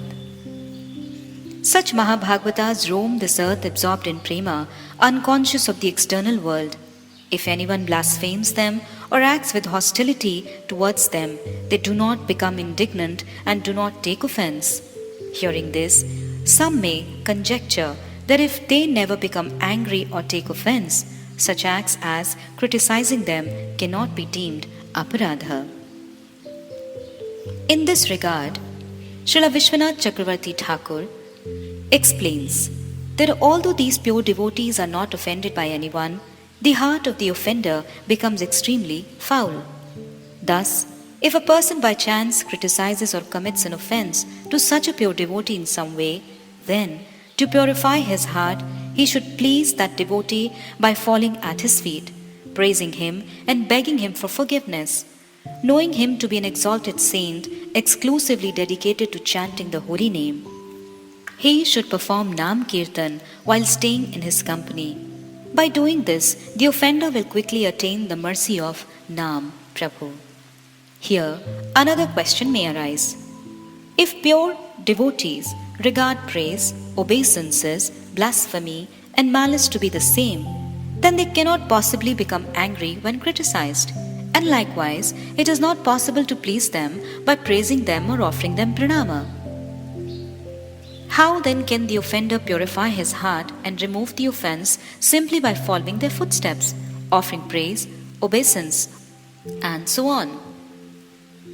The author quotes Śrīmad Bhagavatam and the words of Srimati Sati Devi, who became enraged upon seeing her husband, Shriman Mahadeva, Lord Shiva, being disrespected at the fire sacrifice conducted by her father, Daksha. This demonstrates that although a Mahabhagavata never takes offense, his foot dust cannot tolerate it. Therefore, in order to pacify the foot dust of the Vaishnava, it is incumbent upon a person to earnestly glorify and offer obeisances to him. Nāścaryam etad yat astasu sarvada mahad vininda kunpatma vadishu Saisharyam mahapurusha-pad pamshubhir nirasta tejasu tad eva shobhanam. Śrīmad Bhagavatam 4:13. It is no wonder that those wretches who consider the corpse to be the self repeatedly and enviously deride great souls, such blasphemy certainly befits them. Although these exalted personalities pay no heed to the activities of such persons, their foot dust cannot tolerate the offense and will destroy their power.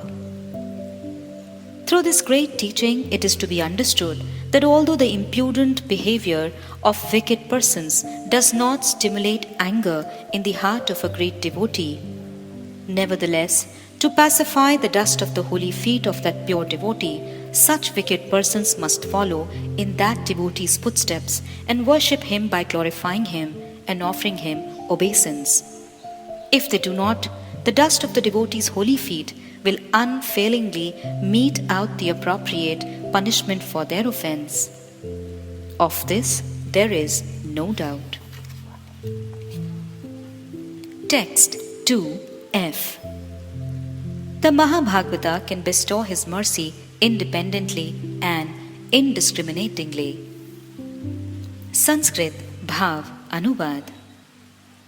Only those saintly persons who are the crest jewels among Mahabhagavatas are independent and fully qualified to bestow mercy for a reason that is unknown, or even without any reason at all.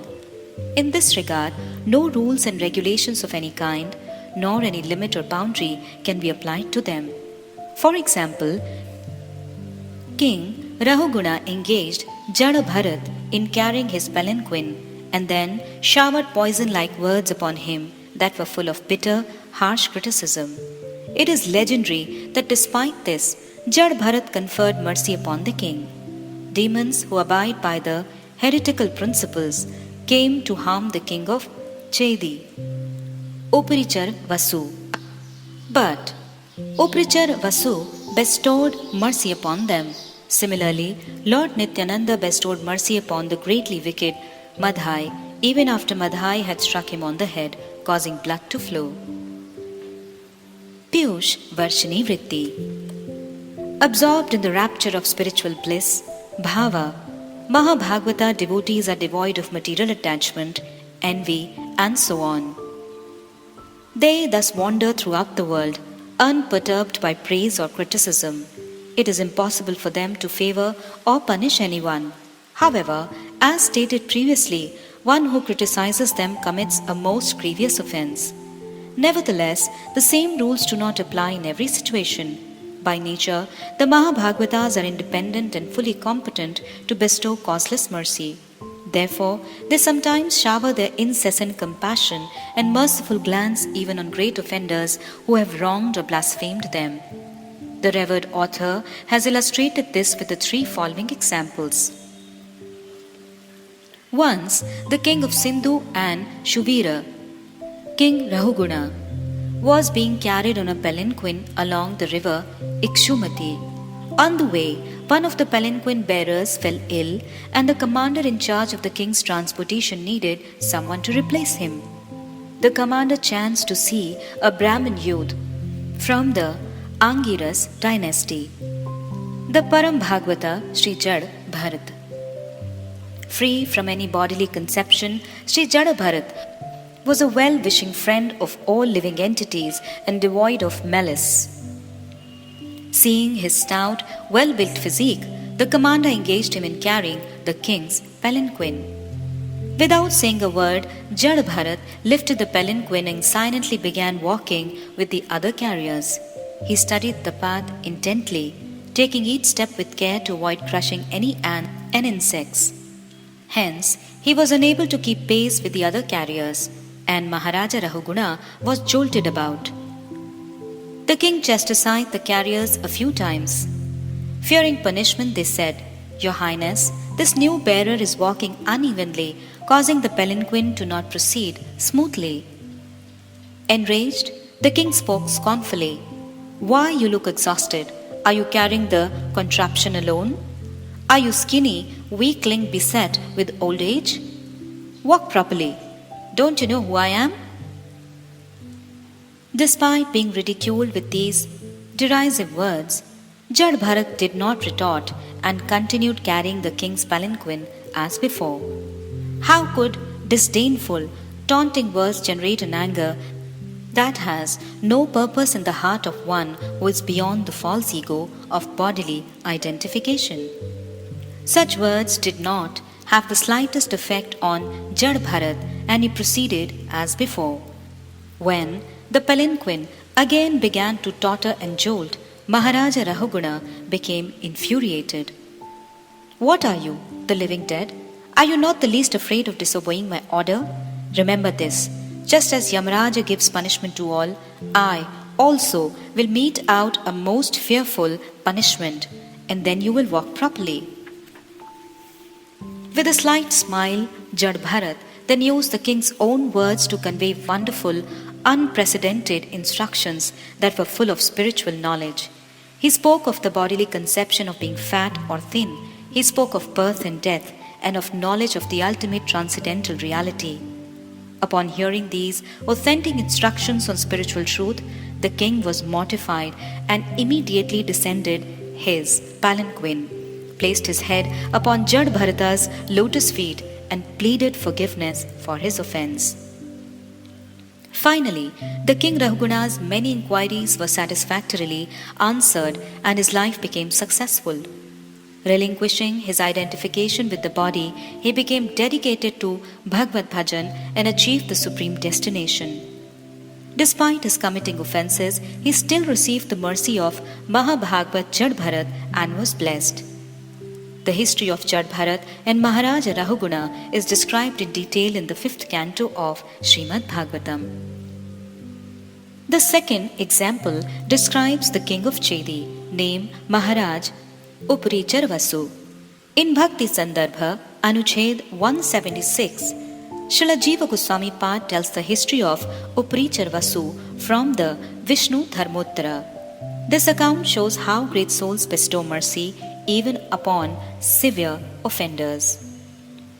In order to aid the demigods, Mahārāja Uparīchara Vasu annihilated the demons. Repentant for inflicting violence on others, he became detached from material enjoyment, and with an anxious heart he entered Patalaloka, a subterranean planet, with a desire to continuously meditate on Sri Hari. The demons learned that their former enemy had desisted from violence and had gone to Patalaloka without weapons. Seeing an opportune moment to take revenge, they went to Patala Loka and approached Uprichara Vasu, desiring to kill him. The moment they raised their weapons to behead him, their weapons froze mid-air, and they were unable to strike that great devotee. This took place by the power of his devotion to Bhagwan. The demons went to their preceptor, Shukracharya, and after receiving his counsel, they returned to Patal Loka, where they proceeded to impart instructions on atheism. It should be noted that upon hearing the demons' entire account of this incident, Shukracharya had concluded that as long as the heart of Uprichar Vasu remained immersed in remembrance of Bhagwan, no one could touch a hair on his body.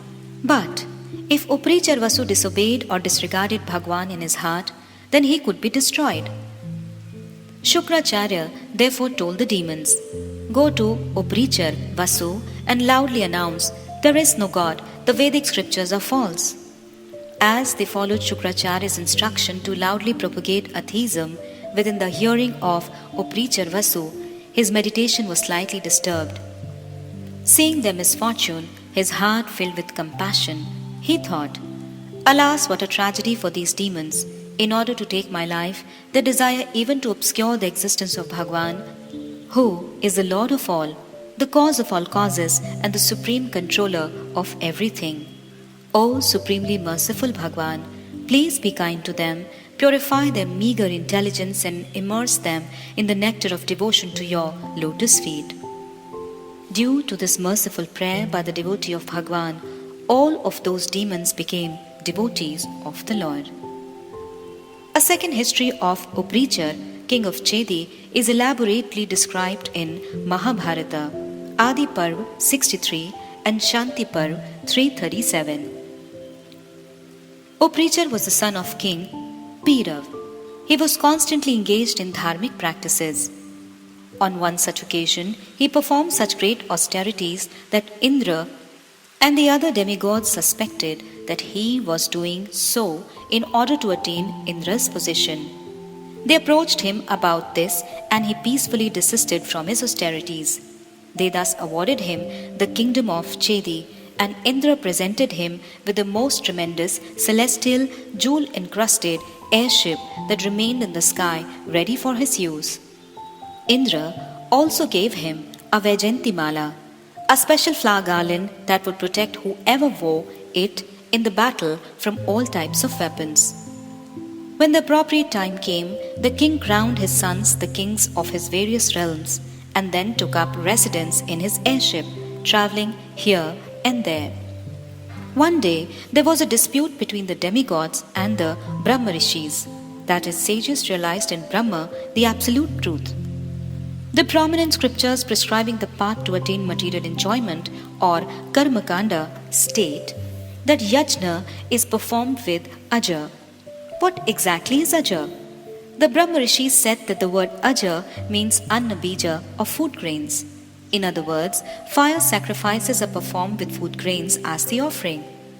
But the demigods argued that aja here indicates the offering of a sacrificial male goat. In other words, one should perform yajna with the ritual of killing a goat.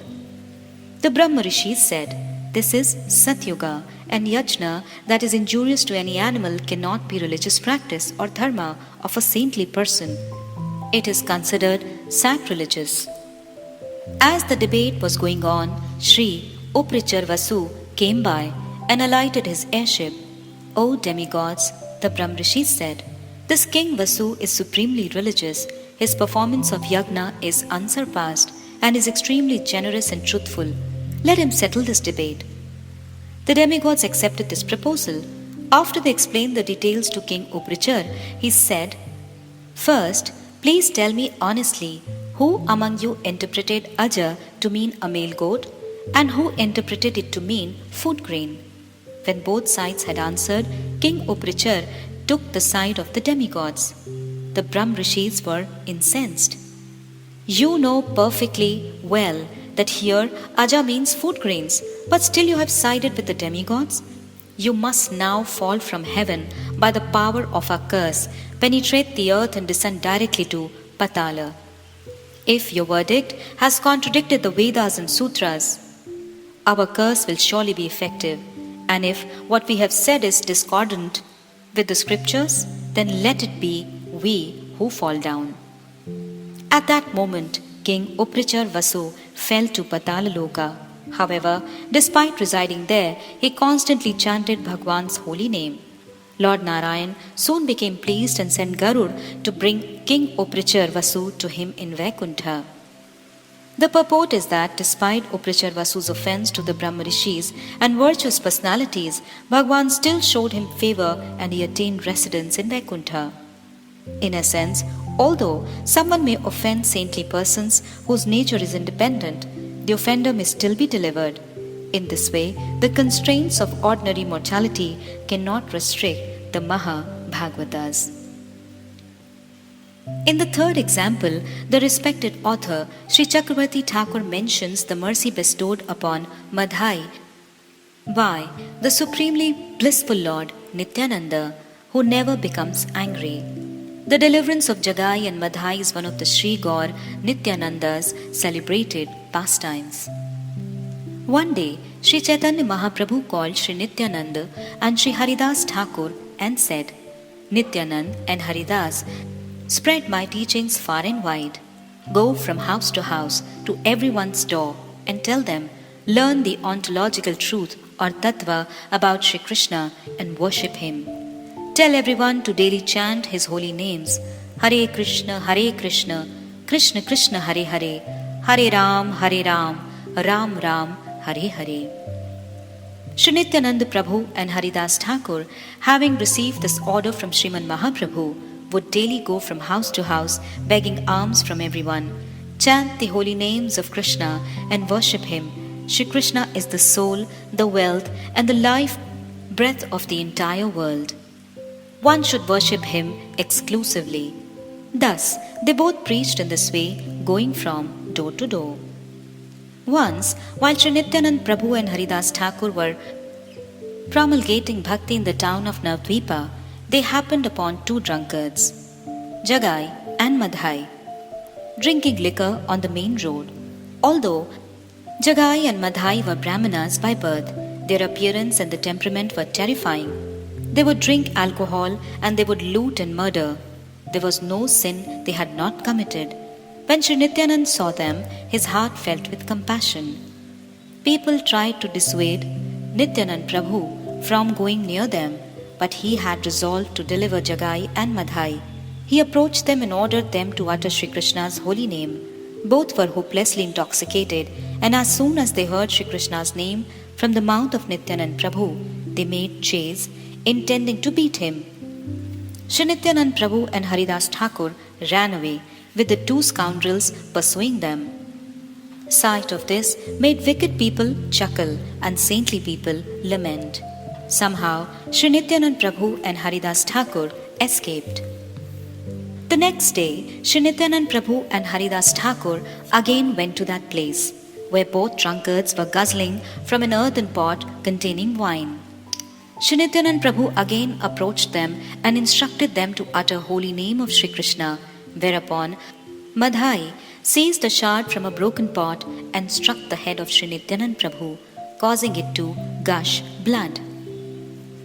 When it was reported to Mahaprabhu that Jagai and Madhai had wounded Nityananda, Mahaprabhu was outraged and ran to where they were. When he saw blood flowing from the head of Sri Nityanand Prabhu, he summoned his discuss weapon, crying out, "Chakra, Chakra!" Immediately, the Sudarshan Chakra appeared in Mahaprabhu's hand, but Sri Nityanand Prabhu cried out, "Jagai saved me by telling his brother Madhai not to strike me, and because of this, Madhai did not try to strike me a second time." Mahaprabhu embraced Jagai, who then called out, "Krishna, Krishna," and fell to the ground unconscious in prema. The heart of Madhai was also transformed, and he fell at the lotus feet of Srimad Mahaprabhu, who told him, "As long as Sri Nityanand Prabhu does not forgive you, you cannot be delivered by any means whatsoever." Sri Nityanand Prabhu prayed on Madhai's behalf, "O Lord, please bestow Krishna Prema upon Madhai as well."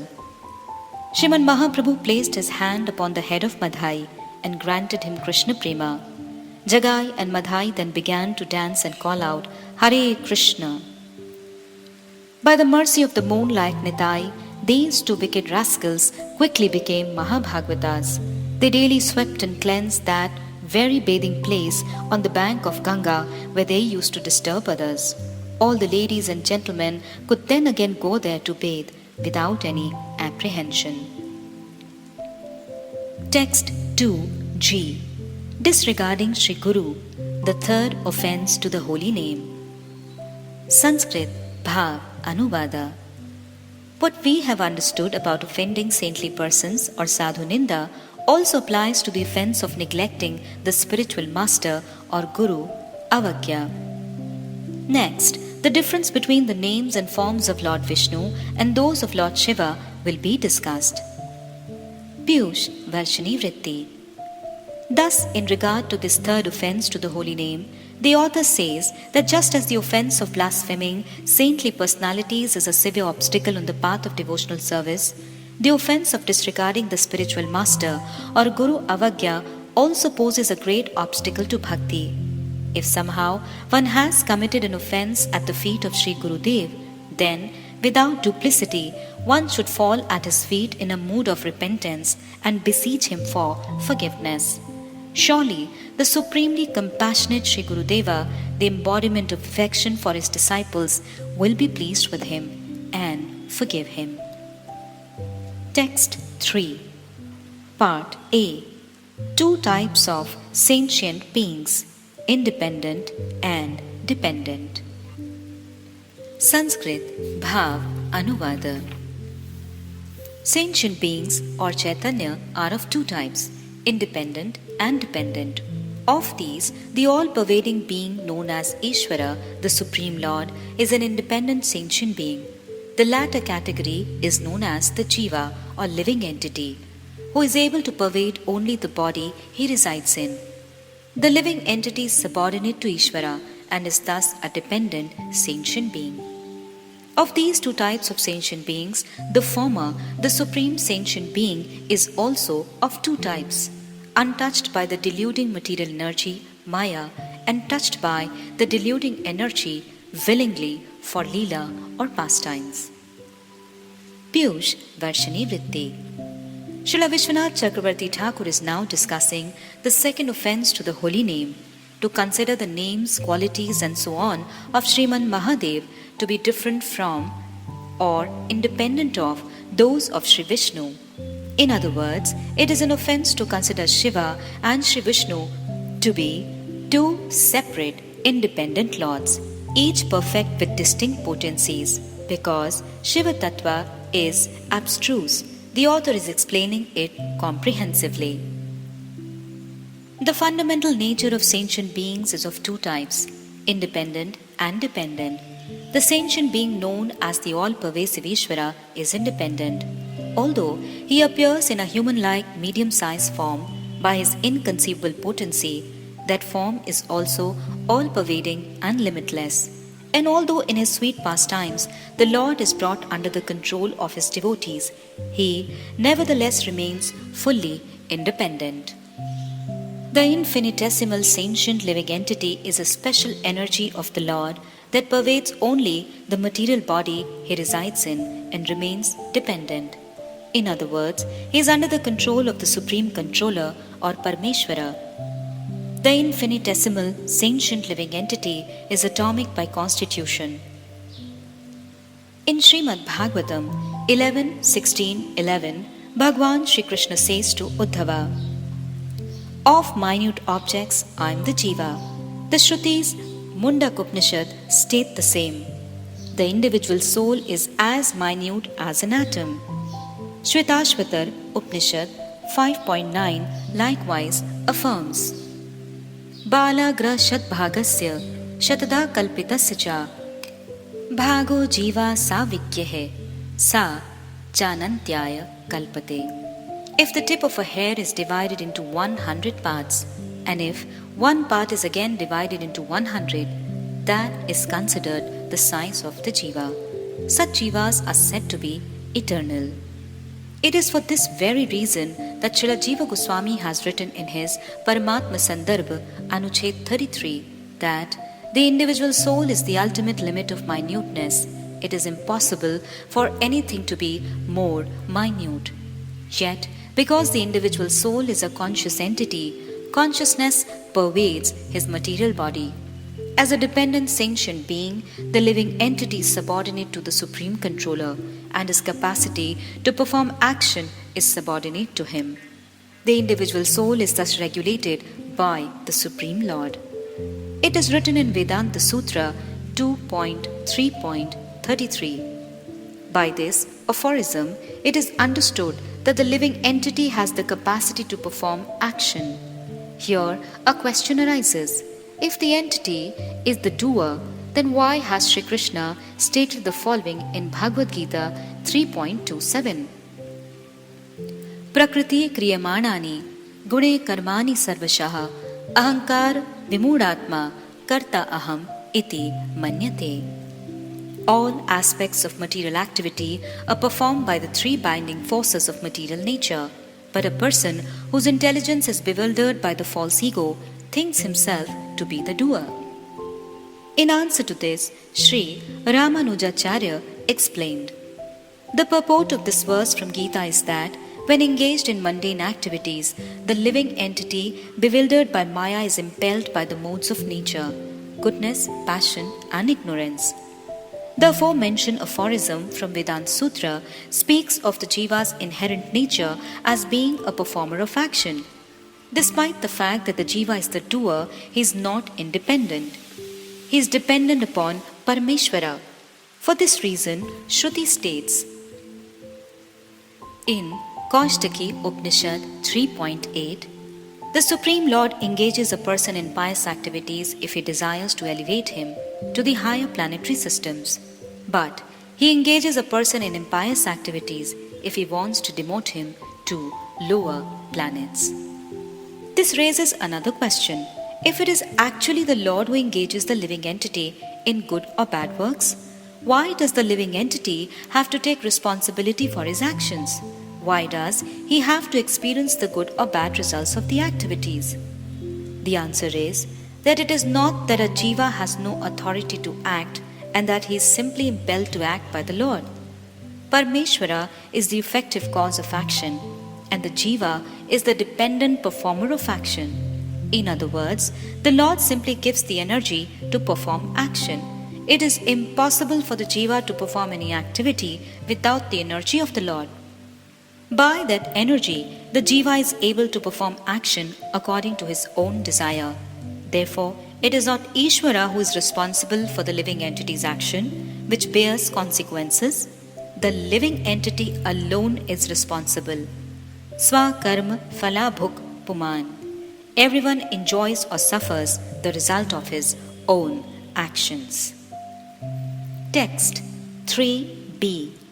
The first type of independent sentient being, such as Sri Nārāyaṇa, is beyond Maya. Sanskrit Bhāvānuvāda. The first type of independent conscious controller who is untouched by Maya is known by the names like Sri Nārāyaṇa. Śrīmad Bhagavatam 10.88.5 states, Harer Hir Nirguna Sakshat Purusha Prakritehe Para. Sri Hari is beyond material nature and has no connection with the material modes. He is Supreme Personality of Godhead, situated in absolute transcendence. Pīyūṣa-varṣiṇī-vṛtti. Independent conscious controllers are of two types, those who are untouched by Maya and those who, for the sake of pastimes, accept the touch of Maya. Sentient beings without any contact with Maya are known by the names like Sri Nārāyaṇa. This refers to the Lord of Vaikuntha, Sri Nārāyaṇa, the pastime expansion, Vilasamurti of the non-dual Absolute Truth. To Swayam Bhagwan, Sri Krishna, and to the other forms of the Lord such as Sri Rama, Narasingha, Varaha, and Vaman. These forms of Bhagwan are beyond the influence of the illusionary potency, beyond the influence of time, and beyond the material modes of nature. In other words, they are composed of eternality, that is Sat, cognizance, that is Chit, and bliss, that is Ananda. Because all these forms of Bhagwan are Satchitananda, we see that they are simultaneously localized and all-pervading. Material illusionary objects, however, cannot possibly possess two contradictory inherent natures simultaneously. All the forms of the Lord are eternal, and because of their magnitude, they pervade space, time, and all things. It is to be understood that the concept of any tangible form being localized is applicable only to the illusory objects of the mundane world. Sri Bhagwan's nature and form are non-different from each other, and because all his forms are composed of eternality, cognizance, and bliss, they are each everlasting, self-manifesting, beyond the influence of Maya, and entirely devoid of inert matter. Sri Chaitanya Charitamrita Adi Leela 5.58 states, Karan Samudra Maya Parshite Nare. Beyond the material nature lies the causal ocean, which Maya cannot touch. Beyond the causal ocean lies the spiritual sky, which is also beyond the influence of Maya, because Maya is absent from that place. Illusory, mundane objects also do not exist there. There, Bhagwan, in his innumerable forms, remains ever immersed in the rapture of sweet pastimes with his beloved associates. Śrīmad Bhagavatam explains, Harir hi nirguna sakshat purusha prakrite para sa sarvadrik upadrishta tam bhajam nirguno bhaved. Certainly, Sri Hari himself is directly the Supreme Person who is beyond the modes of material nature. He is the all-seeing witness.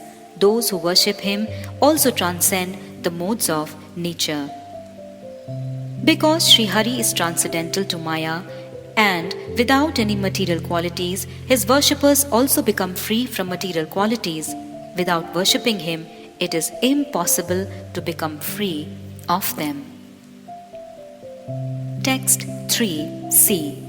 The second type of independent sentient being, such as Lord Shiva, accepts the touch of Maya. Sanskrit Bhāvānuvāda. The second type of independent conscious controller is willingly touched by the material energy for the sake of pastimes or Leela and is known by the names such as Shiva. Scripture explains, Shiva Shakti Yutaha Shashvat Trilingo Gun Samvrita. Shri Shiva has a perpetual relationship with the material energy.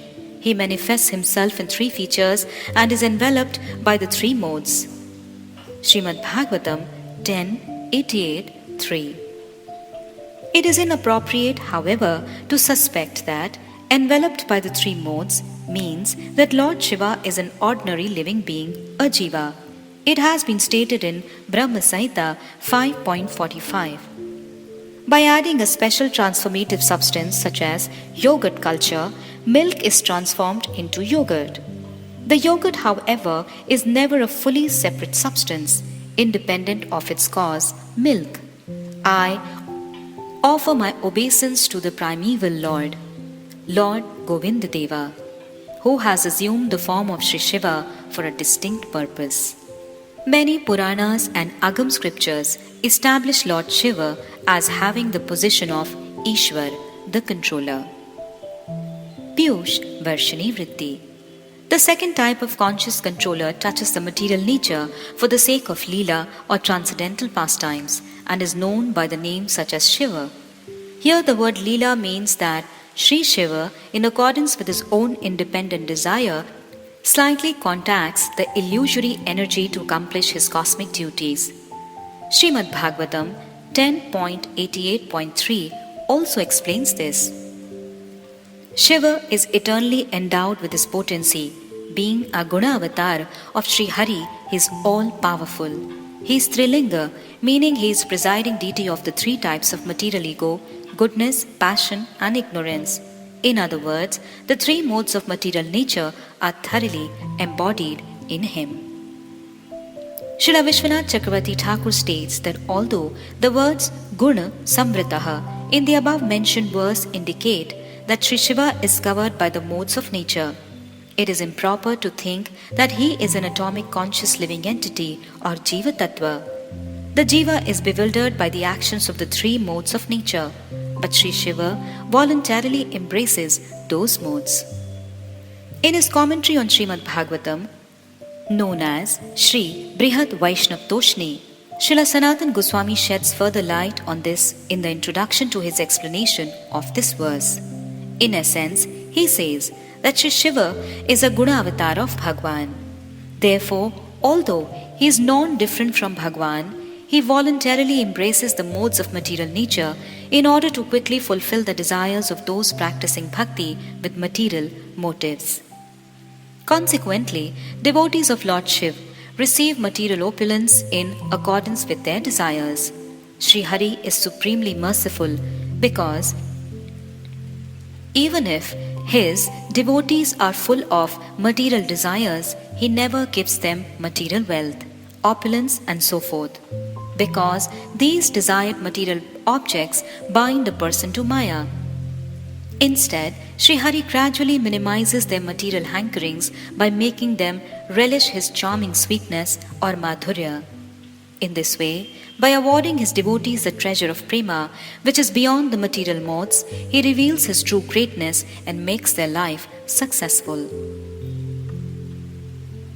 Parikshit Maharaj once asked Śrīla Shukadeva Gosvāmī, "O great sage, Lord Shiv has rejected all material enjoyment, but it is seen that almost all of those who worship him are wealthy and have all material comforts.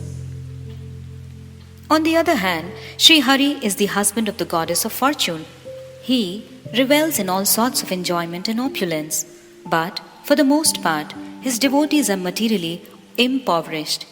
So those who worship the renunciant are enjoyers, and the devotees of the enjoyers are renounced.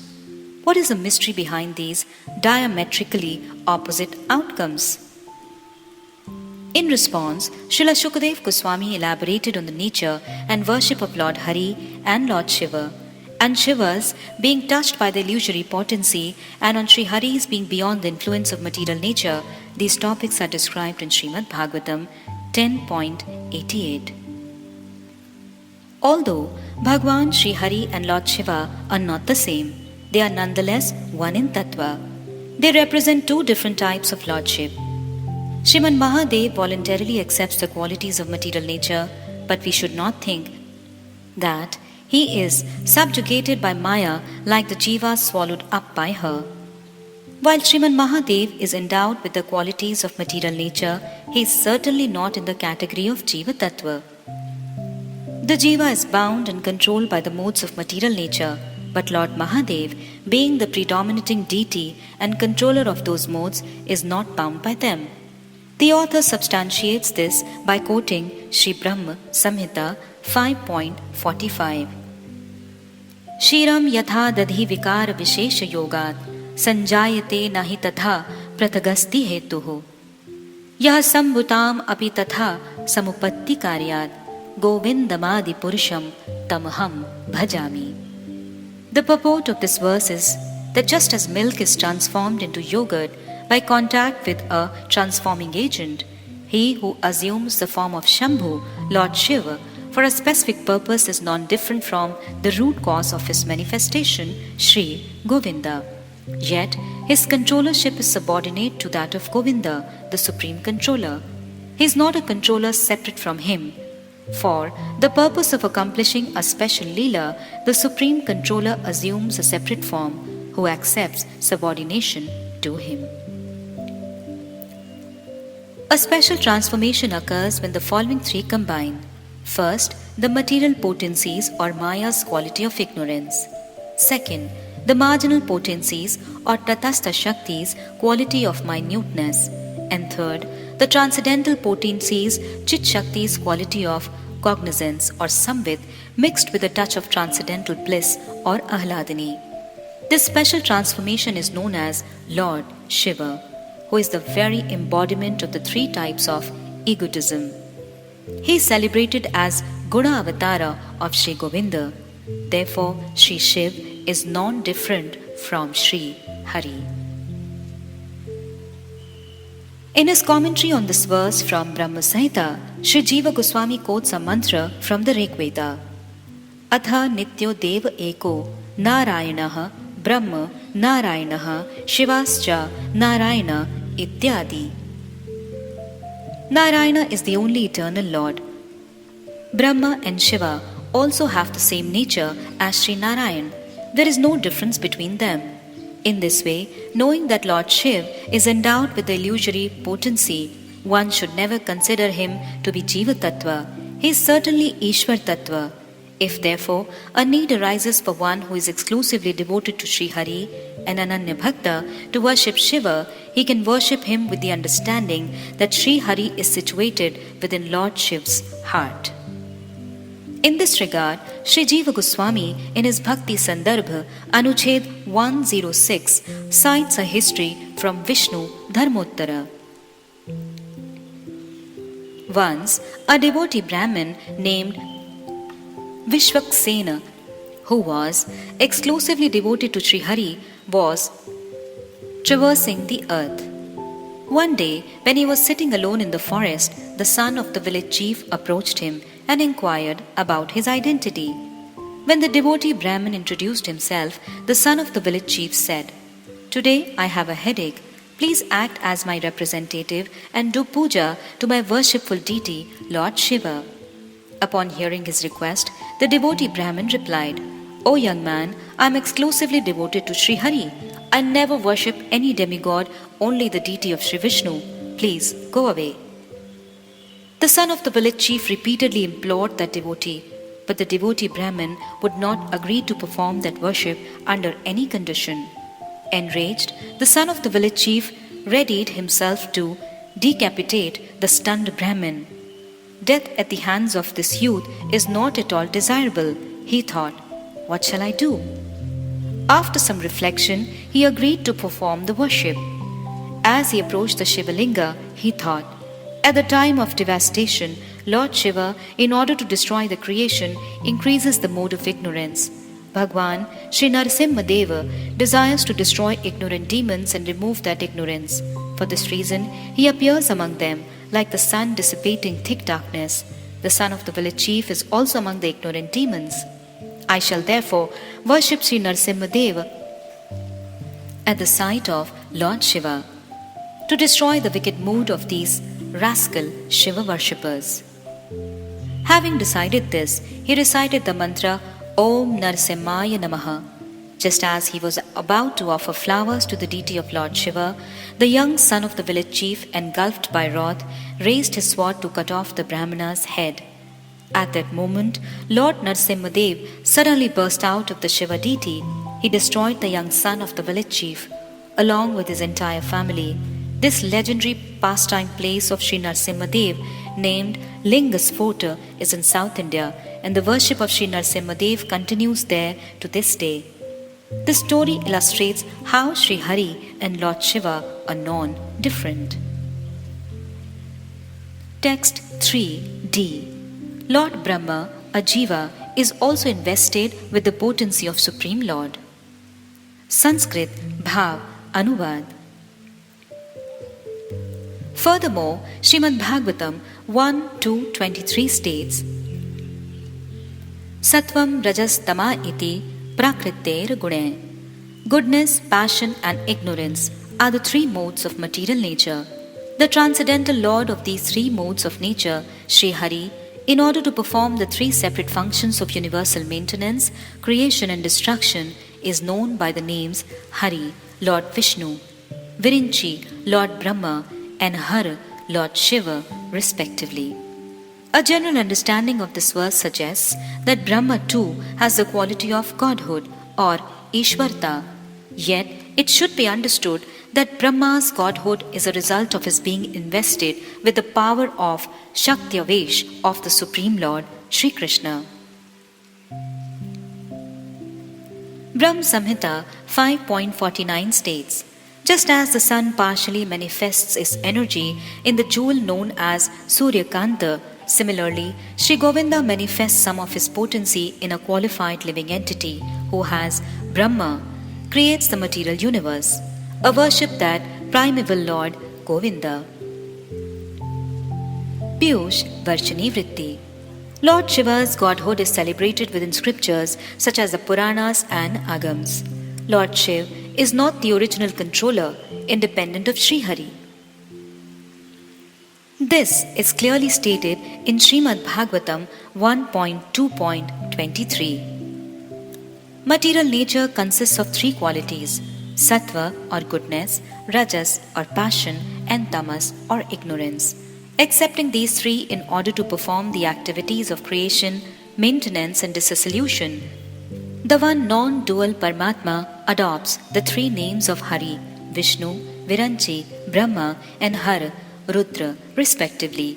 Even so, Sri Hari, who accepts the material mode of goodness, bestows the supreme benefit upon human society. The one supreme absolute truth manifests himself as Brahma, Vishnu, and Mahadeva in order to create, maintain, and destroy the universe, respectively. All three are Gunavataras of Param Brahma. Brahma is assigned the mode of passion, and Shiva is assigned the mode of ignorance. Unlike Sri Vishnu, they do not have the quality of being the Supreme Lord. They bestow religiosity or dharma, economic development or artha, and sense gratification or kama. Sri Vishnu, the Guna avatar endowed with the mode of goodness, is able to bestow moksha or liberation from Maya. Here, Śrīla Viśvanātha Cakravartī Ṭhākura explains that in a general sense this verse establishes that Brahma, like Shiva, also possesses the quality of a controller, but that this is because he has been invested with the potency of Bhagwan. In other words, an aspect of the Lord's potency is conferred upon him. The Brahma Samhita 549 states, Bhasvan yathashma sakaleshu nijeshu teja sviyam kiyat prakatyatya api tadvadatra Brahma ya esh jagadand vidhanakarta govindamadi purusham tamham bhajami. Just as the sun manifests its potency to a minute degree within jewels such as Suryakanta and invests in them the power to burn, similarly, Sri Govinda also infuses his creative potency within the secondary creator of the universe, Brahma. I worship that original personality, Sri Govinda. The sādhaka should understood that the glories of the Lord are comprehended according to the type of worship performed. Upasana bhede jani Ishwar mahima. Sri Chaitanya Charitamrita Adi Leela 2.27. Worship of the Guna Avatara, Brahma and Shiva, is mixed with the modes of material nature or gunas. It is not transcendental or nirguna. It can bestow no more than religiosity, economic development, sense gratification, and liberation. Only the Supreme Lord, Bhagwan Sri Hari, is transcendental and beyond the influence of Maya. Worship of him is also transcendental. Bhakti alone is the transcendental method of worship that results in the sadhaka's attainment of the fifth goal of life, Krishna Prema, thus crowning his life with complete success. Śrīla Rūpa Gosvāmī writes in Sri Laghu Bhagavatamrita, Sri Hari, whose navel is like a lotus, has limitless incarnations, all of whom are auspicious in all ways. But who except Sri Krishna can give the gift of prema even to vines, trees and shrubs, let alone to conscious, living entities? Only Sri Krishna bestows prema. The author further clarifies this topic later in this work. Text 3e. According to one perspective, the mode of ignorance is superior to the mode of passion. Sanskrit Bhāvānuvāda. Śrīmad Bhagavatam 1.2.24 states that smoke is superior to wood, which is a transformation of earth, and the fire is superior to smoke, because the fire into which oblations are offered bestows a good destination, such as heavenly enjoyment. In the same way, the mode of passion is superior to the mode of ignorance, and the mode of goodness is superior to the mode of passion, because it gives direct perception of undifferentiated, impersonal Brahma. This verse characterizes the mode of passion as superior to that of ignorance. Nonetheless, in the mode of passion, which is compared to smoke, it is impossible to perceive Ishvara, the Supreme Lord, who is compared to pure, effulgent fire. He, in his impersonal feature, can only be perceived in the mode of goodness, which is similarly compared to blazing fire. Ishvara is also present in the modes of ignorance, which is compared to wood, but imperceptibly so. Just as fire is present in a latent manner within wood and manifests externally as a result of friction, Ishvara is present within the quality of ignorance in an unmanifest form, making ignorance from one perspective superior to passion. The function of the mode of ignorance is to induce deep, dreamless sleep, likened to the happiness of monistic knowledge. Considering this, the truth of the matter is to be understood. Pīyūṣa-varṣiṇī-vṛtti. At the beginning of Śrīmad Bhagavatam, the sages headed by Sri Shaunaka Rishi inquired from Sri Śrīla Gosvāmī about the various avatars of Bhagwan. Sri Śrīla Gosvāmī described the Godhead of the undivided, non-dual source of all avatars, Sri Krishna, who is devoid of the following three differences. First, Sva-jatiye, or difference within the same category, meaning separateness between Sri Krishna and his various manifestations. Second, Vijatiye, or difference across categories, meaning separateness between Sri Krishna and his different potencies such as material nature and living entities. Third, Swagat, or difference within his own being, meaning separateness between Sri Krishna and any aspect of him, such as his names, forms, attributes, and pastimes. Just as innumerable streams flow from an inexhaustible reservoir of water, the primeval, absolute truth manifests unlimited avatars. In this way, Sri Krishna has been declared Swayam Bhagwan, the original form of Bhagwan who has no source other than himself. Those who are conversant with this tattva, ontological truths, refer to his bodily luster as Brahma, his partial expansion as Paramatma, the Supersoul, and his pastime expansion as Bhagwan, Sri Nārāyaṇa. In this way, the non-dual, supreme, absolute truth, Swayam Bhagwan Sri Krishna, performs many varieties of pastimes in this universe. As the cause of all causes, he performs the activities of creation, maintenance, and annihilation through his forms as the Gunavataras who preside over the material modes of nature, Sattva, Raja, and Tama.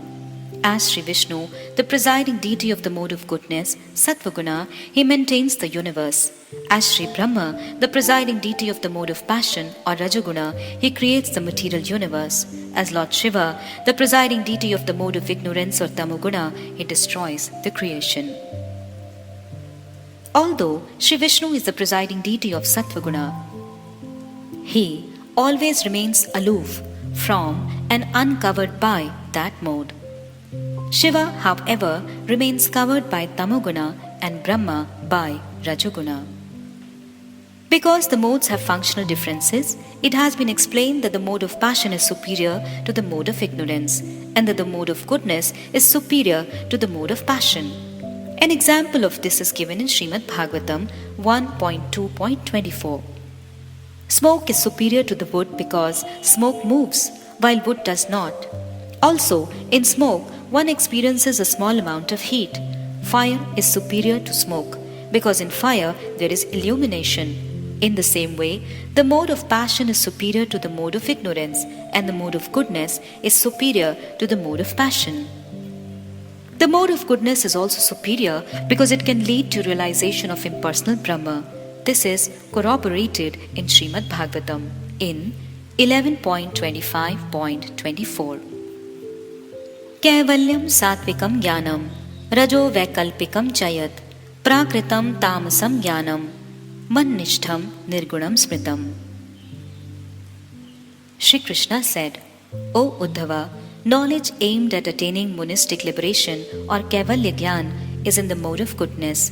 Knowledge based on the bodily conception is in the mode of passion, and foolish materialistic knowledge is in the mode of ignorance. Knowledge in relation to me, however, is transcendental.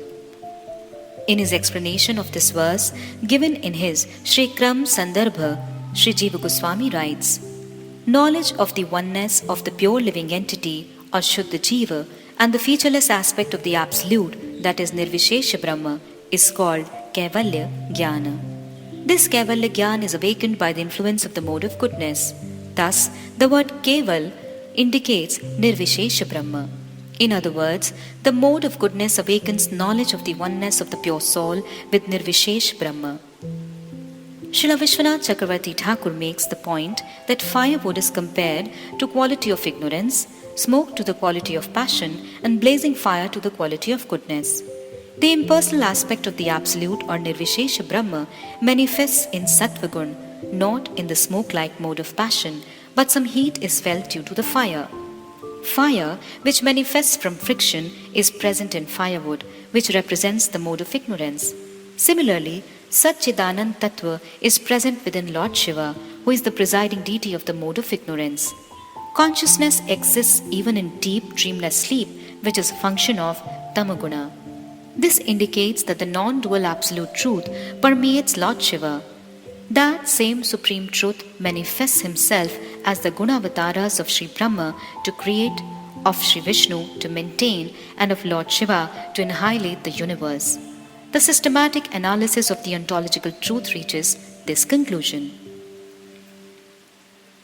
Text 3f. Two types of dependent entities, those covered by ignorance and those not covered by ignorance. Sanskrit Bhāvānuvāda. Sentient beings controlled by Ishvara, the Supreme Lord, are known as Jivas. They are classified in two ways according to their condition: those covered by ignorance and those not covered by ignorance.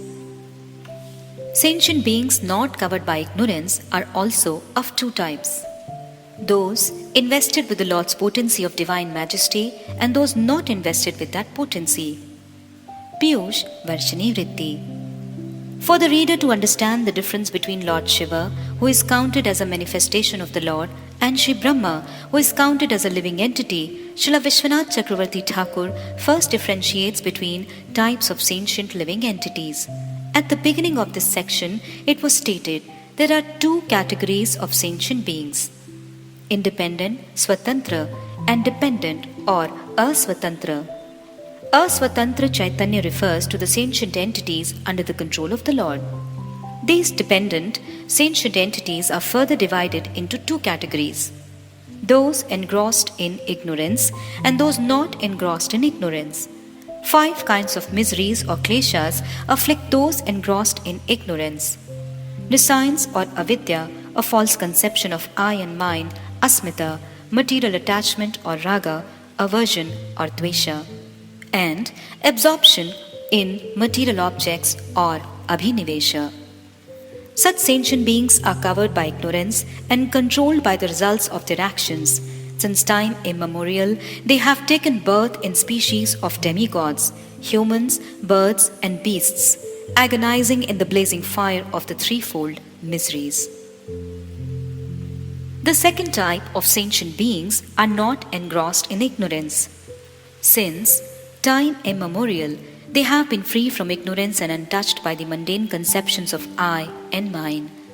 They are further divided into two types: those invested with the Lord's potency of divine majesty or Aishwarya Shakti, who perform superhuman acts, and those not invested with that potency. Text 3g. Jivas liberated from ignorance. The Jnani merges with Brahma, but the bhakta relishes the charming sweetness of Bhagwan. Sanskrit Bhāvānuvāda. The sentient beings who do not possess the potency of divine majesty can be broadly categorized into two groups: those who have merged into Ishvara through the cultivation of jnana, and those who have not merged with him and have been established in eternal servitude. The sentient beings in the former category are in a deplorable state. The sentient beings in the latter category can taste the Lord's Mādhurya, so they are not at all pitiable but full of transcendental bliss. Pīyūṣa-varṣiṇī-vṛtti. Those not invested with the Lord's potency of divine majesty are also of two types. The first are those who cultivate Brahma-jnana, thinking themselves to be the one with transcendence. Such living entities merge with the featureless aspect of the Absolute Truth or Nirvishesha Brahma, that is, they attain Sayuchya Mukti. Some achieve Ishwar Sayuchya, meaning they merge with the form of the Lord, who is replete with divine attributes. We should understand that even though the Jnanis think themselves to be Brahma, they cannot possibly become a Brahma. Their separate existence remains, because they are not independent sentient beings but eternally dependent sentient beings. They are not personal expansions of the Lord or Swansha. Rather, they are eternally separated expansions or Vibhinna-ansha. The situation of these Jnanis is said to be lamentable because they are unable to savor any of the qualities of Brahma. In merging with the impersonal Brahma, that which is relished, the person relishing, and the act of relishing are one and the same. These Jnanis are thus deprived of the ecstatic taste or innate bliss of service to the Lord. Intelligent persons therefore prefer hell to Brahma Sayuchya. Merging with the form of the Lord or Ishwar Sayuchya is even more lamentable than merging with the featureless aspect of the Lord Brahma Sayuchya, because while Nirvishesh Brahma contains no variety, the form of the Lord is the abode of innumerable variated qualities, forms and pastimes, and the jivas who merge with him are deprived of relishing that variety. Who is more unfortunate than one who lives inside a storehouse of honey yet remains deprived of tasting even a drop of it? Therefore, Sri Chaitanya Charitamrita, Madhya Leela 6.269 states, Brahma Sayujya Haite Ishwar Sayujya Dhikkara. Merging with the form of the Lord is even more pitiable than merging with the bodily effulgence. The second type of sentient entity that is not invested with the Lord's Shakti does not merge with the Lord. Rather, by practicing bhakti in moods such as servitude and friendship, he attains the Supreme Lord in the form of his servant, friend, and so on. He thus becomes fortunate to relish the immense sweet happiness of serving the Supreme Lord. He is not at all unfortunate, rather he is glorious. According to the nature of his cherished mode of service, he tastes the inexhaustible sweetness of Sri Bhagwan, who is composed of eternality, cognizance and bliss, thereby perfecting his life.